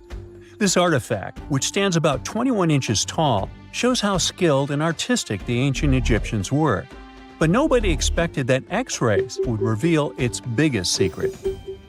King Tut was the last ruler of his family during the 18th dynasty. He took the throne at just 9 years old, but ruled for only 10 years before he passed away unexpectedly. If we're being honest, back in ancient Egypt, he was mostly forgotten by the rulers who came after him. His tomb wasn't a big deal for them, so much so that even the grave robbers forgot about him. It might sound a bit sad, but the truth is that it was actually great news for us. Since his tomb was practically forgotten, it ended up being perfectly preserved. While the other tombs in the Valley of the Kings were looted, his remained sealed and untouched. So, when it was discovered back in 1922, it had over 5,000 precious objects inside. That made Tutankhamun basically an instant celebrity and one of the best-known pharaohs nowadays. Among the treasures was the most stunning piece, his golden mask. This mask is said to be an exact image of the king's face, or at least it was supposed to be, but we'll get to that later. The purpose of this accurate representation of his face was to make sure that his soul would recognize him in the afterlife and return to his mummified body. In ancient Egyptian beliefs, this would allow him to continue living in the afterlife. The details of the mask clearly looked incredibly difficult to create, but people didn't realize how complex it truly was until many years later. The first X-rays of the mask were taken in 1967. Back then, the main reason for these scans was practical – conservation. The mask was heading to Paris for an exhibition, and it was the first time it had ever left Paris. This would help them keep track of any changes during the exhibit. Plus, the images could give clues about how the mask was made, but back then, they probably didn't fully realize just how complex its construction was. I mean, Egyptian goldsmiths didn't use modern soldering techniques. So, how did they make this mask? New X-rays taken in 2007 gave us some answers. It turned out the Egyptians didn't use pure gold, which is 24 carats. The mask was actually made of 23-karat gold, meaning it was mixed with another material. So specialists discovered that the gold sheets contained a small amount of copper, a reddish-brown metal. This was likely done to make the material more flexible and easier to shape. They would then shape the gold sheets by heating and hammering them over and over again. But there was one more secret inside the mask that wasn't discovered until 2015. The year before, the staff at Cairo's Egyptian Museum were working on the mask display when the long beard of the mask accidentally got knocked off. Another theory is that the beard had become loose over time and just fell off. Either way, the fact that King Tut's beard came off caused a lot of stress. After all, we're talking about one of Cairo's biggest tourist attractions, so the experts had to fix the problem quickly. The restoration process started with a detailed recording of the mask's condition. To do this, they had to take a full three-dimensional scan of the artifact. And, by accident, they found something very interesting in the mask. Inside the royal beard, there is a gold tube, an intriguing structure that the Egyptians likely used to attach the beard to the rest of the mask. And that proved, once again, that the process of making this mask was even more complex than experts thought. But the mysteries don't stop there. Remember how we mentioned that the mask was thought to perfectly represent King Tutankhamun's face? Well, that might not be entirely true. Some popular theories suggest the mask was never meant for him and was actually made for someone else. A study published in 2015 suggested the mask was originally made for a female pharaoh, his supposed stepmother, the famous and beautiful Egyptian queen Nefertiti. The biggest clue comes from an inscription on the mask. At first glance, it seemed to belong to Tutankhamun. But after a close examination, researchers noted that something else was actually written underneath King Tut's name.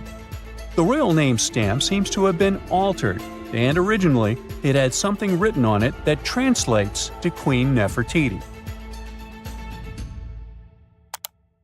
There is another feature of King Tut's golden mask that was overlooked for years, which adds even more mystery. As we mentioned earlier, experts believe he wasn't respected much by the pharaohs who came after him.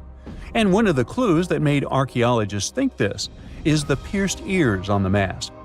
Some researchers believe that King Tutankhamun wouldn't have worn earrings after he was a kid. So, according to their theory, by the time he passed away at 18, he shouldn't have been represented with pierced ears. This could also support the idea that the mask originally belonged to Nefertiti, or maybe to someone who wasn't even connected to King Tut. But the mask isn't the only source of mystery. In fact, his whole tomb is full of puzzles. Recently, historians found a sign that the place where King Tut was supposed to be buried was changed at the last minute. For years, experts wonder why a pharaoh who ruled for 9 years ended up in such a simple tomb. When compared to the grandeur of other pharaohs' tombs, his tomb seemed, well, a bit plain. The idea that a king like Tutankhamun would have such an unremarkable resting place just doesn't match up with the power and importance he must have had in ancient Egypt. So, what happened? Well, apparently, this might have something to do with his successor, Pharaoh I. After King Tutankhamun passed away, researchers believe that I made sure to erase him from Egypt's history. So, one theory suggests that he was probably behind the quick decision to place King Tut's body in a smaller, less impressive tomb. When experts looked at I's own tomb, they found something interesting. There is a large wall covered in painted baboons. This is the same type of artwork found in Tutankhamun's tomb. It seems like the same person might have chosen the artwork for both tombs. Now, the design and decoration of the two tombs are almost identical, suggesting there was a shared hand behind both. But there is one key difference. I's tomb is fit for a king. It's much bigger and more impressive, even though the style and artwork are similar to what you see in Tutankhamun's tomb. So the theory suggests that I decided what went into both tombs. Since Tut passed away unexpectedly at a young age, his grand tomb wasn't finished in time. Normally, pharaohs start building their tombs while they're still alive to make sure everything is perfect. But Tut passed away when he was just 18, so there wasn't enough time. I may have taken advantage of the situation, ordering a smaller tomb for Tut and keeping a larger one for himself. Experts believe this theory explains why Tutankhamun's tomb is so simple and how I managed to wipe his memory from history so easily. But in the end, the story of King Tut's mask and tomb is full of mystery and intrigue. Each new discovery sheds more light on what really happened all those years ago. But one thing is for sure, the secrets of ancient Egypt still have much